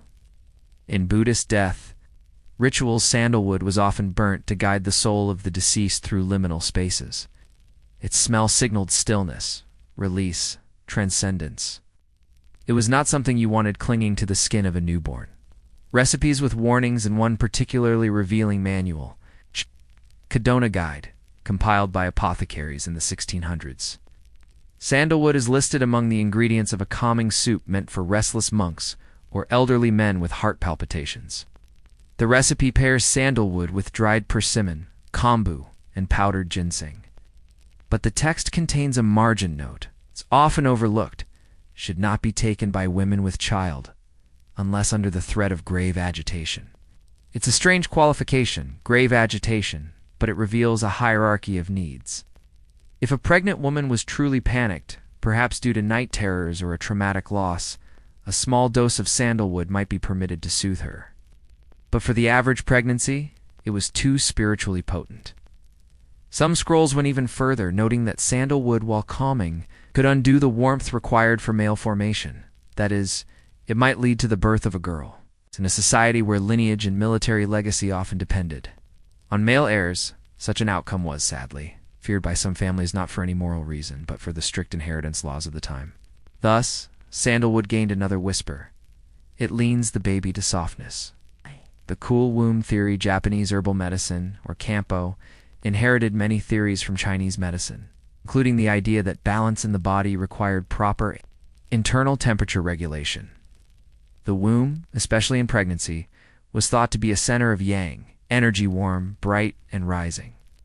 Too much cooling influence could dampen this energy, making labor slow, or the baby drowsy, or the placenta sluggish to detach. Thus, a diagnosis of a cool womb became a feared one. Sandalwood, being yin in nature, was considered dangerously cooling in this context. While sandalwood was occasionally prescribed in Kampo medicine for fevers, ulcers, and nervous conditions, it was given with extreme caution to women in mid to late pregnancy. Some practitioners outright refused to administer it, comparing it to inviting winter winds into a house with no roof. One physician wrote in his margin notes, "Sandalwood will bring silence to a noisy mind. But what if the baby's mind becomes too silent?" This metaphorical worry about babies who didn't cry, or who slept too long in the womb deeply unsettled samurai households. A silent child was an ominous sign. A baby who did not wail at birth was said to be too close to the realm of the dead. And so, sandalwood, though gentle to the taste, soft on the tongue, was approached with fear. The widow's record, a rare first-hand account of this fear, appears in the diary of a widow named Tame, whose husband died in battle during the early 1700s. She had been 3 months pregnant at the time and moved to her brother's estate near Komigata. In her journal, she recounts a moment of personal temptation. The house was cold. I had not slept. My fingers ached. A neighbor brought me soup with rice and sandalwood bark. It smelt of warmth. I drank 2 sips before remembering the warning. I poured the rest beneath the plum tree. Tame's child, a daughter, was born healthy the following spring. But in later entries, Tame writes with anxious guilt, wondering if the child's frequent sleeping was because of the 2 sips. Even though nothing unusual had occurred, the fear persisted. It was not about science. It was about symbol. The power of belief passed hand to hand like a precious breakable bowl. Sandalwood in class. Not every household, of course, had sandalwood. It was an expensive import brought by way of Ryukyuan traders, or, later, through Dutch merchants at Nagasaki. Most peasant families would never touch it, let alone cook with it. But among the warrior class and court families, sandalwood appeared more often not as food, but as incense or medicine. Thus, the taboo around sandalwood soup was both a medical concern and a class marker. To refuse sandalwood especially, when offered as a gift, was to declare one's knowledge, say, "I am not a fool, I guard my womb with wisdom." And so even in polite gatherings, a pregnant samurai woman might cover her bowl and smile demurely, saying, "I have already eaten." Her companions would understand. No offense was taken. Among the higher classes, refusal became a rite in itself, another layer of etiquette wrapped around the fragile body of a future warrior. If sandalwood was the soup of stillness and death, what then was the soup of life? In the kitchens of Edo period samurai households, broth was more than sustenance, it was strategy. Each ingredient is chosen not for taste alone, but for its symbolic and medicinal resonance. Midwives, healers, and elder women memorized these combinations. They whispered them to daughters-in-law, scribbled them into linen-bound notebooks, and enforced them during pregnancies with the conviction of spiritual law. These were the soups of vitality meant to warm the womb, steady the blood, and summon a warrior spirit. Kabaka and fermented miso in the early months of pregnancy, when nausea might suppress appetite and energy flagged. One common prescription was a miso-based soup made with kabaka, Japanese winter squash. Kabaka, with its golden flesh and earthy sweetness, was considered yasei no miya, nourishing fruit. Combined with aged miso paste, rich in enzymes, this soup was thick, grounding, and said to build muscle and spirit in the forming child. A common phrase used among midwives was "feed the mother's fire with roots and thyme." By this they meant that slowly simmered broths, made with root vegetables and fermented seasonings, warmed the internal body without shocking it. The slow flame over time created a resilient child one who would not falter in battle or weep too easily in childhood. Some recipes added slivers of dried burdock root gobo and a dash of sesame oil, believed to soften the womb and encourage fetal movement without dislodging it. Bore bone broth for bravery in samurai country homes, especially those far from the city's protein-rich broths were built from hunted game. Boar bones, boiled with daikon and wild ginger, were believed to transmit the spirit of the mountain, a belief tied to Yamabushi practices, where mountain ascetics consumed wild animals, not only for calories, but also for symbolic strength. The unborn child, it was said, could absorb this wildness. If the father dies, let the mother eat boar. One midwife's manual notes, the child must inherit his courage. These beliefs weren't just folklore, they were survival strategies. A widow's son might one day be expected to lead a household, defend its rice stores, or represent the family name. Broth became a kind of prenatal training, infused with unspoken expectations. Herbal additions and their warnings, every healer had her preferences. Some favored shiso leaf, which was believed to calm the breath and prevent chills. Others warned that too much of it made a baby restless in the womb. Mugwort, or yamogi, appeared in both food and bathwater. In food, it was minced and added to rice porridge or dumplings. It was thought to sweeten the child's tongue, encouraging speech and emotional warmth. In baths, it was believed to soften the mother's skin and ease cramping. But here, too, there were limits. Gort was only safe in moderate amounts. Too much, and it was said to call down the moon, a euphemism for miscarriage. Thus midwives walked a delicate line, enough herbs to support the pregnancy, but never enough to alter it. Substitutions for the forbidden sandalwood, while avoided, had its own beloved qualities, its warmth, its grounding calm. But since it was too potent for pregnancy, women turned to local substitutes. One such ingredient was dried shiitake, slowly simmered in kombu broth with barley miso. The mushrooms, with their deep umami, provided the same comforting weight as sandalwood without its cooling properties. Some recipes included thinly sliced lotus root, thought to symbolize purity and healthy circulation. When sliced, the lotus reveals holes believed to represent open pathways through the body, especially helpful in late pregnancy when energy could stagnate. Another alternative was sweet rice porridge with ginger, simple, warming, and gently sweet. Ginger encouraged blood flow, especially to the womb, and eased morning sickness. Served hot, it mimicked the emotional comfort that sandalwood soup once gave, but without spiritual consequence. A child is fed before birth. One of the most striking ideas in Edo pregnancy care was this: you begin feeding the child long before it sees light. Food was conversation, not only between mother and fetus, but between generations. While pregnant became family legend, it was remembered and repeated. He kicks when I eat plum rice, one mother might say. She sleeps when I sip daikon broth, another would note. Small discoveries became part of a family's oral record, handed down with the same care as birth dates and ancestral names. In the absence of modern medicine, such attentiveness was its own form of science, meticulous, emotional data gathering. A stew was not only food, it was evidence. It was preparation. Final offerings after childbirth, the restrictions around sandalwood would loosen. The mother might receive incense in her postpartum room to calm her spirit and cleanse the air. But sandalwood soup specifically remained off the table for at least a month. Instead, the new mother was served bowls of seaweed, miso, and soft-cooked rice with sweet potato. These were not only gentle on the stomach, they were reassuring. Reminders that life continued. That nourishment came from the earth, not from the ghostly sweetness of trees used in funerary rites. The idea was simple. A mother's body had turned away death. Why welcome its symbols back so soon? Even today, among certain older midwives. In rural parts of Japan, sandalwood remains a quiet taboo when spoken, but gently enforced. Pregnancy, in all cultures, is surrounded by caution. But in Edo, Japan, the quiet decision not to add one specific bark to a pot of soup became an entire philosophy. It was an act of hope, of fear, and of respect for the boundary between life and death.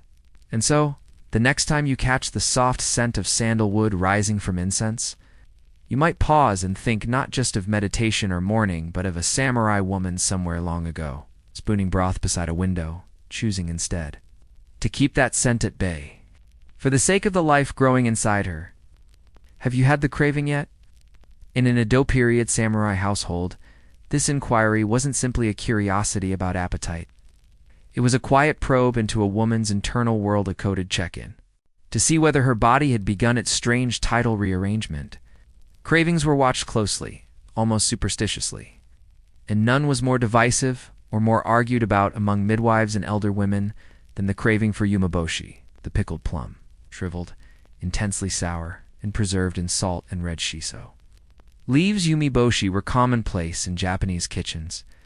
They were tucked into rice balls, served beside barley porridge, and packed into bento boxes for traveling soldiers. These plums were, on paper, medicinal, believed to aid digestion, purify the blood, and harden the spirit. But for a pregnant woman, they straddled the line between tonic and threat. The craving that raised eyebrows, midwife records, and Dizo days. Oral histories from the Edo period reflect a quiet tension around umeboshi and pregnancy. On one hand, the pickled plum was seen as a cleanser capable of helping a pregnant woman throw off corruption and prevent stagnation in the womb. A tiny bite of it in the morning was said to stimulate saliva, open the appetite, and ease queasiness in the first trimester. On the other hand, it was also feared that too much sours, especially too early or too late in the pregnancy, could affect the child in subtle but irreversible ways. Ow. Some midwives warned that excessive umeboshi consumption could draw the child's spirit forward too early, possibly leading to miscarriage. Others went further, claiming that babies born to mothers who ate too much umeboshi were prone to restlessness, biting, or a permanent sourness in their temperament. Bitter belly, bitter baby, one Kyoto proverb claimed. Whether or not there was truth in this, it was enough for elder women to quietly monitor how many pickled plums a young mother reached for. And when the umbilical theory, one particularly enduring belief among midwives, was tied to the umbilical cord. It was said that umeboshi, with its tight wrinkled skin and shriveled body, could tighten the cord that feeds the child. Too many could metaphorically and perhaps spiritually constrict the flow of nourishment from mother to baby. Some practitioners even used the dried shape of the pickled plum as a visual metaphor during instruction. They would hold it up and say, "This is the womb when soured too often."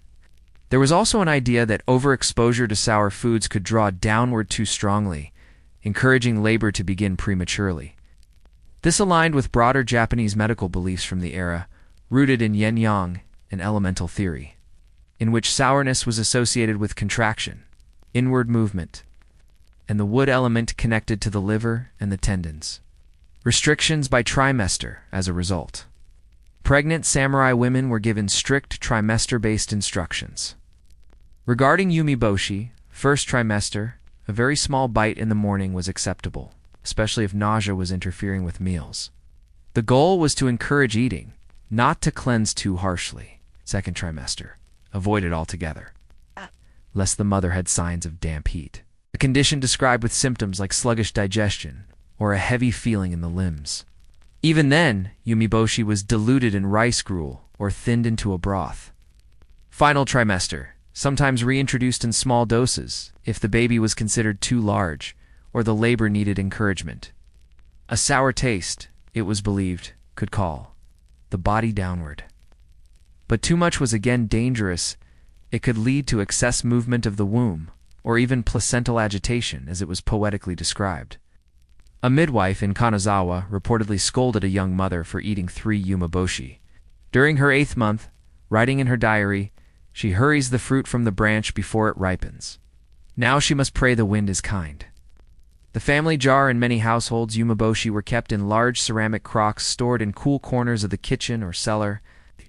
These were often made in early summer when plums were in season, salted, pressed, and then dried before being returned to the jar with red shiso for preservation. Some families had legacy jars in which the brine had been continuously replenished for decades, even generations. It wasn't uncommon for a woman to be told, "Your great-grandmother cured her plums in this same jar." This practice was intended to connect women across time, linking them through salt and sourness and patient care. But during pregnancy, the family umeboshi jar became off-limits. Even the act of lifting the lid to inhale the briny aroma was sometimes discouraged, too sharp, too stirring for the emotional equilibrium of a pregnant woman. Instead, the pregnant woman was given a separate dish with a single plum, pre-sliced into thin ribbons, or even soaked in hot water and strained. Some midwives insisted on placing the used plum pit under the mattress, wrapped in cloth, to absorb excess acidity from the womb. It was symbolic, not scientific, but it soothed the nerves of the cautious. The emotional landscape of sourness beyond the physical effects, sourness was associated with emotional imbalance. It was believed to turn thoughts inward, leading to rumination, sharp words, and even weeping. A mother who ate too much umeboshi, especially late at night, was said to invite dreams of arguments, memories of childhood wounds, or visions of death. This was considered dangerous, disturbing to the growing child who drinks from the mother's sleep. In one Edo period household diary, an older sister writes about her pregnant sibling. She craves only the sour things. She wakes crying and scolds the servants. "I fear her womb grows with vinegar." This poetic but anxious framing reflected a broader cultural belief that the child was not just shaped by flesh, but by mood, rhythm, and subtle emotional flavor. That craving was not a sin. Despite all this, craving umeboshi was never condemned. Outright, it was understood. It was part of the mystery of pregnancy, that the body might ask for things that logic would refuse. And so, when a pregnant woman reached for the pickled plum, she did so under a quiet watch. The midwife might look away, grandmother might purse her lips, or maid might bring warm barley tea as a gentle redirection. And yet the moment would pass unpunished. The child would still come, full of his or her own temperament. Still, questions would linger. Was it one plum too many? Did the mother's heart ache too sourly in those final months? Did the child inherit the craving? In the next section, we'll explore the curious rituals and folk remedies devised to balance a sour pregnancy, including dried persimmon necklaces, salted bath rituals, and why some believe that burning plum pits under the moonlight could protect the unborn. The midwives of the Edo period were not merely medical caretakers. They were readers of flavor, interpreters of heat and moisture, and cautious shepherds of balance. To them, pregnancy was not a straightforward journey. It was a slow procession across shifting terrain. Every craving, sweat, swelling, or sigh had a taste, a temperature, and a direction. Too much one way, and the child could be turned sideways in the soul. So when a samurai woman developed an unmistakable hunger for umeboshi especially, if it lingered beyond the first trimester, midwives did not scold. They redirected. And they did so using food, ritual, smoke, and story. Dried persimmons for counterbalance. The most common remedy for umeboshi overconsumption was simple. Dried persimmons, or hoshigaki, sticky, chewy, and almost too sweet hoshigaki, were believed to counteract the sourness of the pickled plum. This wasn't just about taste. It was based on the 5 elemental flavors in classical East Asian medicine. Belonged to wood, sweet to earth. Earth soothed wood, calmed its tension, and slowed its contractions. Midwives often encouraged the expectant mother to hang a string of persimmons near her sleeping area, not just as snacks, but as a physical, tethered to sweetness. The slowly shriveling fruits were a gentle daily reminder. Lean toward gentleness. Absorb what is sharp. When the tongue forgets how to crave sugar, an old herbal manual noted, the belly forgets how to carry peace. In some regions, husbands were quietly asked to bite into a persimmon each morning and kiss their wives before breakfast, transferring sweetness through gesture, if not through diet. These rituals were not recorded in formal samurai texts, but whispered down through village wives and temple midwives with knowing smiles. The burnt plum pit charm, more peculiar, was the burnt pit ritual, a small, localized folk belief that took root in the mountainous parts of Shinano and northern Edo. It was said that if a pregnant woman burned a pickled, plum pit at night during a waxing moon and scattered the ash beneath her pillow, it would draw out the sourness from the womb. This was rarely done openly. Burning food, especially ancestral food like yumiboshi, was considered semi-sacrilegious by some households. But midwives were practical. If a woman was suffering nightmares, sharp headaches, or a sense of internal restlessness, symptoms believed to result from an imbalance in the liver or a heated womb, they might suggest it gently. Burn what soured you, and the ash will remember for you. Sometimes the ritual was paired with a spoken chant, a half-prayer that named the unborn child as already content. You have no hunger here. You are not made of vinegar.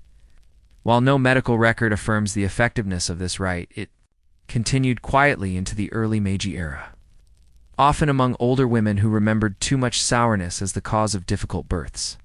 Salted baths to cleanse the craving for some women. The physical craving for yumiboshi could not be appeased by sweetness or charm. The body asked sharply, every day, every night. In these cases, midwives resorted to baths, salted bath particularly.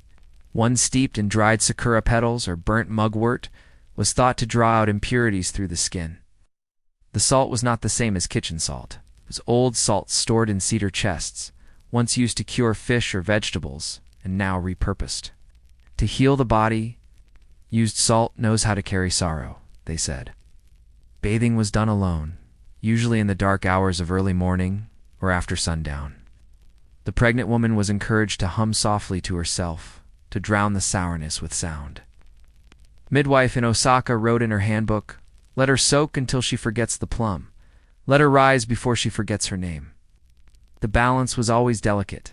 It's the amulet of sweetness in more affluent samurai households, where talismans and monk-blessed charms were common.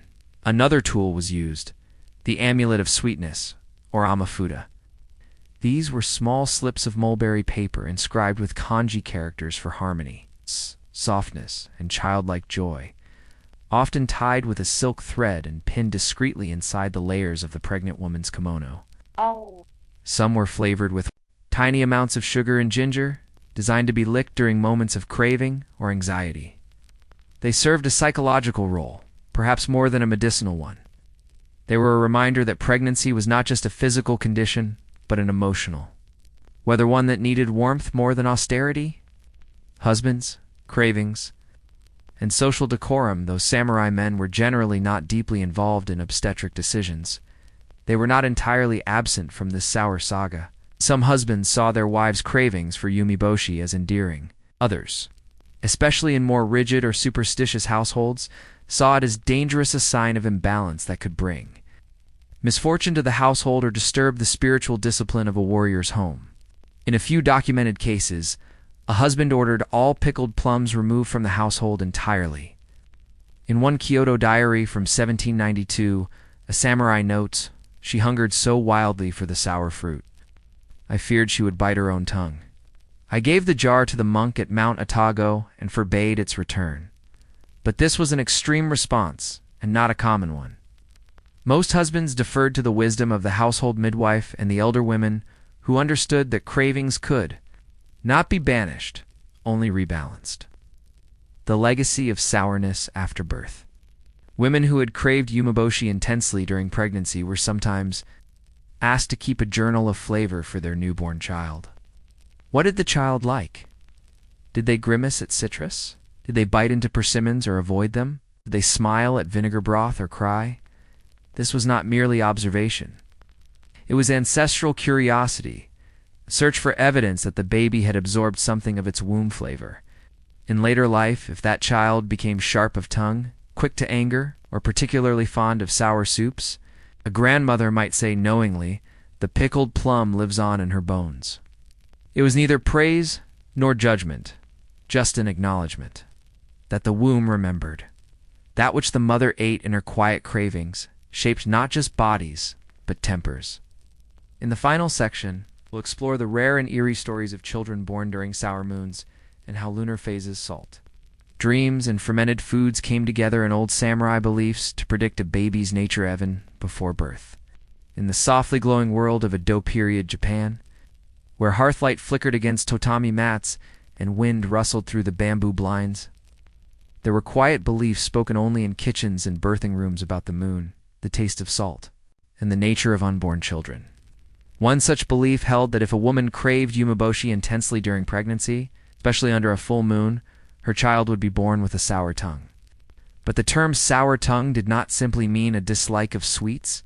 It meant a nature sharpened by vinegar, a child who might grow to be clever, cautious, suspicious, or unusually drawn to questions. And what if that child happened to be a girl? Midwives would smile gently and say, "She'll be too smart for marriage, but not for tea." Let us now walk slowly through these notions and rest beside the flickering lanterns of ancient lunar wisdom. Moon calendars and sour phases. Much of pregnancy in samurai households was tracked by the lunar calendar. This was partly for ritual, reasoned certain household rites in temple. Prayers were scheduled on new or full moons, but also because of the belief that each phase of the moon governed the child's internal compass. Waxing crescent, good for planting. Children born after cravings in this phase were thought to be tender-hearted, slow to anger, and fond of softness in foods and people. Full moon, a dangerous time. If umeboshi cravings peaked during this phase, midwives noted a heightened risk of spiritual overstimulation. The baby might be born with a quick wit and an even quicker temper. Waning moon, a time of cooling. Cravings here were believed to draw down the womb's fire. Children born in these periods were thought to be silent watchers prone too long. Memory, reluctant to trust. Some temples even recorded these cravings in marginal notes beside birth prayers, marking them with tiny pictograms of plums or salt bowls. A baby born on the night of a sour craving and a full moon was said to have vinegar in the bones. Midwives didn't always share this with the parents. Some information was best kept in the circle of women. Salt dreams and prenatal whispers.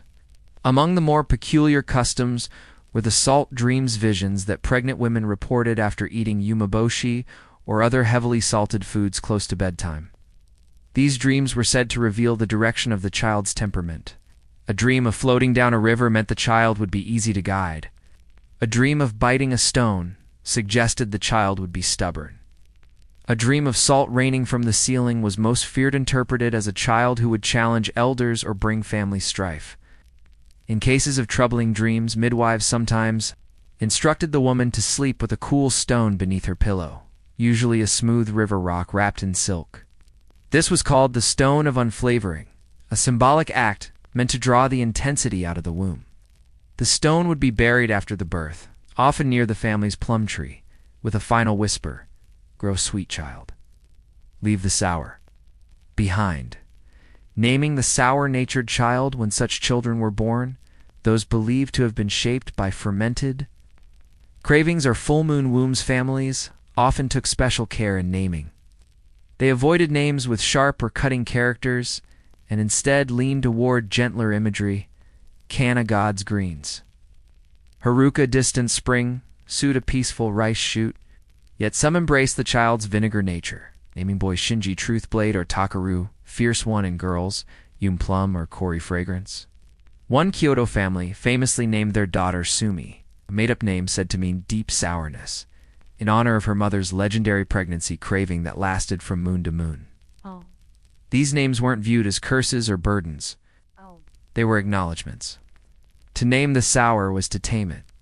Umeboshi in the afterbirth ritual in a few samurai regions, especially among rural retainers in the Tohoku area, it became customary to bury an umeboshi beside the afterbirth, wrapped in muslin cloth and placed in a shallow hole near the kitchen garden. The act had several meanings. Protection, to keep the child's spirit firm, yet not overly sharp. Memory, to remind the earth of the craving that had passed through. Balance, to close the loop of flavor between mother, child, and soil. This ritual was performed silently, often by the grandmother or midwife, with a small pinch of rice scattered on top. The plum was not to be touched again. If, in later years, the child planted a plum tree in that garden, without knowing why older, Women in the family would simply nod and say, "The plum remembers where it slept." The womb is a tasting room, these beliefs, layered as they were with dream symbols. Moon charts and flavor omens were not medical science in the modern sense, but they were a language of attention, a way for women who bore the weight of silence, pain, duty, and childbirth to describe what could not yet be measured. To them, the womb was more than a vessel. It was a tasting room, a tiny alchemical chamber where the humors of the mother's heart, the flavor of her food and the air of her emotions all mixed together and whispered to the growing child. Craving umeboshi was not simply a matter of hunger, it was a symptom of something deeper, imbalance, memory, even prophecy. And in that world quiet, flickering, half-forgotten, the best remedy was not always avoidance, but understanding. A plum acknowledged could be a plum softened. In the dim glow of a charcoal brazier, nestled within the sliding paper walls of a modest samurai home, a newborn's cry echoed softly across woven tatami mats. Outside, snow blanketed the garden stones. The air was sharp with winter's breath. Inside, the mother's robe rustled gently as she rocked the child. But what caught the eye, if you had been there to see, was something small and vivid. A pair of red socks pulled snugly over the infant's feet, hand-dyed and carefully tied at the ankle with silk thread. May seem a quaint detail, even forgettable. But to the midwives and mothers of feudal Japan, especially during the long Edo period, 1603 to 1868, those red socks were a quiet spell. A gesture of protection, a nod to centuries of belief, and perhaps a survival strategy hidden in the soft folds of custom. Let us step quietly into this story, where color, cloth, and cold all played roles in the long, uneventful miracle of keeping a baby alive through winter. The practical cold, straw mats, shivering cradles before we dive into the beliefs around red socks. It helps to understand just how cold a samurai house could be in the winter months. Though often portrayed in modern media as elegant and refined, the typical mid-ranking samurai residence was drafty, minimally insulated, and built for ventilation rather than warmth. Walls were thin, often made of paper or wooden planks. Windows were covered in translucent, shaggy screens. Tatami floors, while comfortable to sit on, offered little in the way of thermal protection. Heating was localized. Families relied on irori sunken hearths in the center of the room, keibachi portable charcoal braziers, or katatsu, a low table covered with blankets and warmed underneath by hot coals. These created small zones of comfort, but entire rooms, especially sleeping quarters, remained chilly. Infants, especially those born during the winter season, were among the most vulnerable. Infant mortality remained high throughout the Edo period. While exact records vary, estimates suggest 1 in 5 infants died before their first birthday. And winter births carried additional risk, so mothers layered warmth where they could. But not just any warmth. Color as a medicine. The rise of red, the Japanese word for red is aka chur, and its connotations extend far beyond simple pigment. In traditional belief, red was thought to have several key properties. Heat. Red was associated with fire and the life force. Protection. Red repelled evil spirits, yakai-oni, or wandering ancestral curses. Blood. As the color of vitality and life, red was linked to survival itself. This logic had long been applied to talismans and prayer cloths, but by the Edo period, it had extended into the realm of baby wear. Dade midwives and grandmothers began to recommend red-dyed foot coverings for newborns, particularly during the coldest months.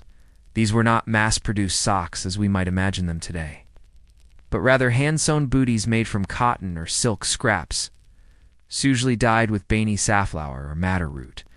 The dyeing was done with care. The act itself was often ritualized. Some families even designated a specific day, the 5th or 7th day after birth, as the first red wrapping, where the child was gently bathed and then swaddled with special care with the red socks saved for last. They were tied at the ankles with a loop of 5-colored thread, symbolizing the 5 elements: wood, fire, earth, metal, and water. and thus aligning the infant with cosmic balance. A soft spell against spirits behind this practice lay more than color theory or thermal logic. There was fear, the age-old, deep-rooted fear that spirits lingered at the edges of newborn life, waiting for an opening. Japanese folklore is filled with entities that hover near births, aka Bako. The red-headed cow spirit was once invoked to protect children from disease. Baomaba. The mountain hag was said to wander down in the snow, sniffing out fresh cribs. To curse? Even more nebulous were the munbo to quandering souls of the unconnected dead, who might slip into the body of a weak baby and drain its life. To ward them off, red became armor. In some villages, midwives left small bundles of red silk or string hidden near the baby's feet at night, tucked into bedding or placed near the cradle. In others, a tiny red sash was hung over the doorway of the birthing room for 7 days. But the socks were the most personal form of this protection. They went with the baby whether the child was being carried to the temple, placed on a warm board near the hibachi, or nestled in the crook of a mother's robe. Red socks marked the baby as spoken for, watched, loved, and protected. Cloth as class marker, it's worth noting that while the symbolism of red was widespread, the ability to follow the full red sock ritual varied by class.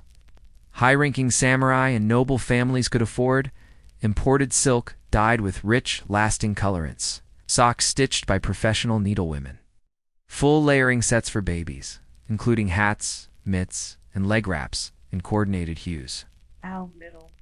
Or lower-ranking samurai often made do with cotton scraps left over from other garments. Homemade dyes mata root, cochineal, or garden-grown safflower, socks handed down between siblings or cousins. In some records from Sendai domain, an elder samurai mother wrote of cutting up her own ceremonial sleeva, faded red kimono she'd worn in youth to make socks for her newborn granddaughter. She stitched them by candlelight and whispered prayers as she sewed so the needle would not forget its duty. Read through the generations by the Mido period, red socks had taken on the air of custom and memory. Even when medical thinking began to evolve and modern warming practices developed, many families continued the tradition not out of necessity, but as a link to their mothers and their mothers' mothers. Stories passed down from generation to generation included details like, "Your uncle's fever broke the morning after we put the red socks on. You were born blue and quiet, and the red helped pull you back. The old lady said the spirits didn't like red, so we kept your feet wrapped until spring." One Kyoto household reportedly kept a pair of 80-year-old red socks in a lacquered box, offering them to each new baby in the family as a kind of heirloom. They were patched, faded, and barely held together, but still believed to hold protective power. Threads that still whisper today, the practice of red baby socks has faded, like many old customs, into the soft blur of nostalgia and niche reenactments, but the echoes remain. In modern Japan, some parents still choose red for their babies' hats, bibs, or first booties, especially during the winter months. A few midwives, especially those trained in traditional campo, herbal, and cultural medicine, still advise the use of red garments in the first weeks after birth. Even in cities, you may spot a crimson thread tied around the wrist or ankle of a newborn, a subtle nod to a custom that predates hospitals and prenatal vitamins. It may not ward off the cold in a scientific sense, but in a world of unseen worries, fevers, colics, spirits, and fears, a little red can go a long way. The story of red socks on a baby's feet in a snow-bitten samurai home wasn't only a tale of color or superstition. Over time, these tiny garments, humble in form, rich in meaning, began to represent something broader, something deeper, the quiet, constant struggle to preserve life in a world of uncertainty. By the late Edo period, these socks had become a symbolic shorthand not just for infant protection, but for the entire emotional landscape of samurai family life during the lean, cold months. Like straw laid across a drafty threshold or warm broth in a bamboo cup, the socks were an act of comfort in a season when death often sat very close to the hearth. Let us follow that thread more closely, the midwinter calendar, life and loss. On the seasonal clock, winter in Japan, particularly in the northern and mountainous regions, was more than a seasonal inconvenience. It was a time of profound vulnerability. The agricultural calendar had gone still. Villages fell quiet under snow. Carts stopped rolling. People stayed close to home, relying on preserved food and stored fuel. In samurai homes, which were rarely as lavish as modern imagination paints them, every winter birth was treated with caution. There was no central heating, no hot running water, and no reliable thermometer. Fever and frostbite were genuine concerns, not distant possibilities. This is why so many birth records from the Edo period included weather notes. Snow thick on the roof the day of his arrival.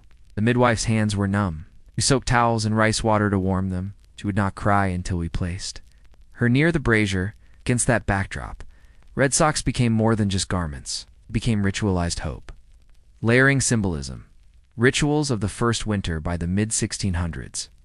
Various regional customs had emerged around clothing infants for the first time, especially in colder regions such as Aizu in modern Fukushima, where babies were wrapped in red and white layers for snow protection. In Yamagata, midwives dyed rags red using homemade beetroot ink, then tied them around the baby's ankles. Nagano, where the first snow of the season was brushed against the baby's socks while whispering, "Oh, you are known to winter now." Such customs were rarely codified in writing, were passed hand to hand, voice to voice, through midwives, elder sisters, aunts, and temple women. Often the practice included warming the socks on a bamboo tray near the hearth before putting them on, saying a small incantation such as "Aka no ashi," "Samui no yum nane, narana yune red feet," "May your dreams not freeze tonight," leaving a red-dyed rice kernel beneath the baby's pillow for extra protection. These gestures may seem quaint to the modern mind, but they were emotional architecture ways of channeling the ever-present anxiety of losing a child into acts of care. In a society where infants were frequently lost, the red sock was a thread of resistance woven into daily life. The Women's Knowledge Network, much of the practice and preservation of these customs fell to the women in the household. Family, the birth of a child was considered both a domestic duty and a spiritual event, but rarely was it the focus of formal education or scholarly writing. That left a gap of space filled not by scrolls or sermons, but by oral tradition. Women passed this knowledge through whispers, songs, and seasonal patterns.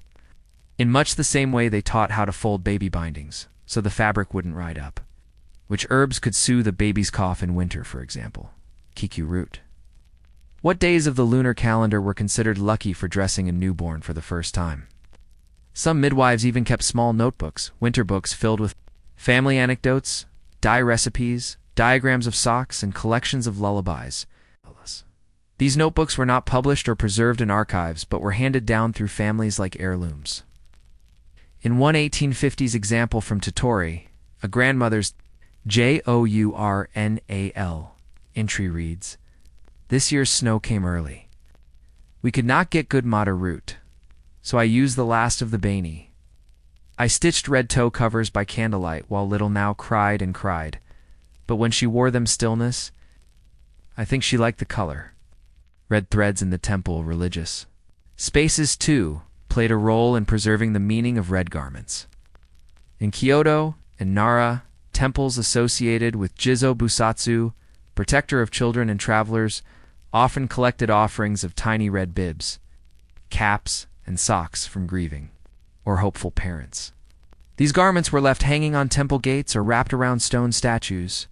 The socks in particular were thought to keep the feet of wandering infant souls warm on their journey, or to help guide the spirit of a sick child back to health. In the snowy months, some temple gardens shimmered with small, bright dots of red, hundreds of offerings tied to bamboo branches or laid at the base of statues, silent prayers against the chill. Artifacts of warmth. Surprisingly few red socks survive today. Cloth was repurposed, the dye faded. But occasionally a small pair turns up in a museum or folk collection. At the Fukugawa Edo Museum in Tokyo, a pair of 19th century infant socks dyed deep red, trimmed with white thread, are displayed beside a set of charcoal warming stones and a bamboo cradle. In private family archives in Akita and Gifu, some elders still hold small bundles wrapped in silk, inside of which lies a crumbling, but recognizable red baby socks, stitched with an uneven hand, still carrying the scent of camphor or cedar used to preserve it. More than objects, these are artifacts of attention, of families who tried, of hands that hoped. The color of memory. Ask elderly Japanese today about red socks, and you'll get a mixture of responses. Some recall them clearly. My mother said, "It was the only thing that stopped me crying that winter." Others associate them more with festival wear or temple rituals. A few smile and say, "That was something my grandmother believed in, not us." And yet, if you visit some countryside birth centers or herbalist homes, especially in regions where snow still arrives thick and early, you may still find a pair of red socks tucked quietly into a drawer, waiting for a newborn's foot, just in case. Not for medical reasons, not for scientific assurance, but because, as one midwife in Nagata put it, red means someone cared. That's always worth putting on a baby.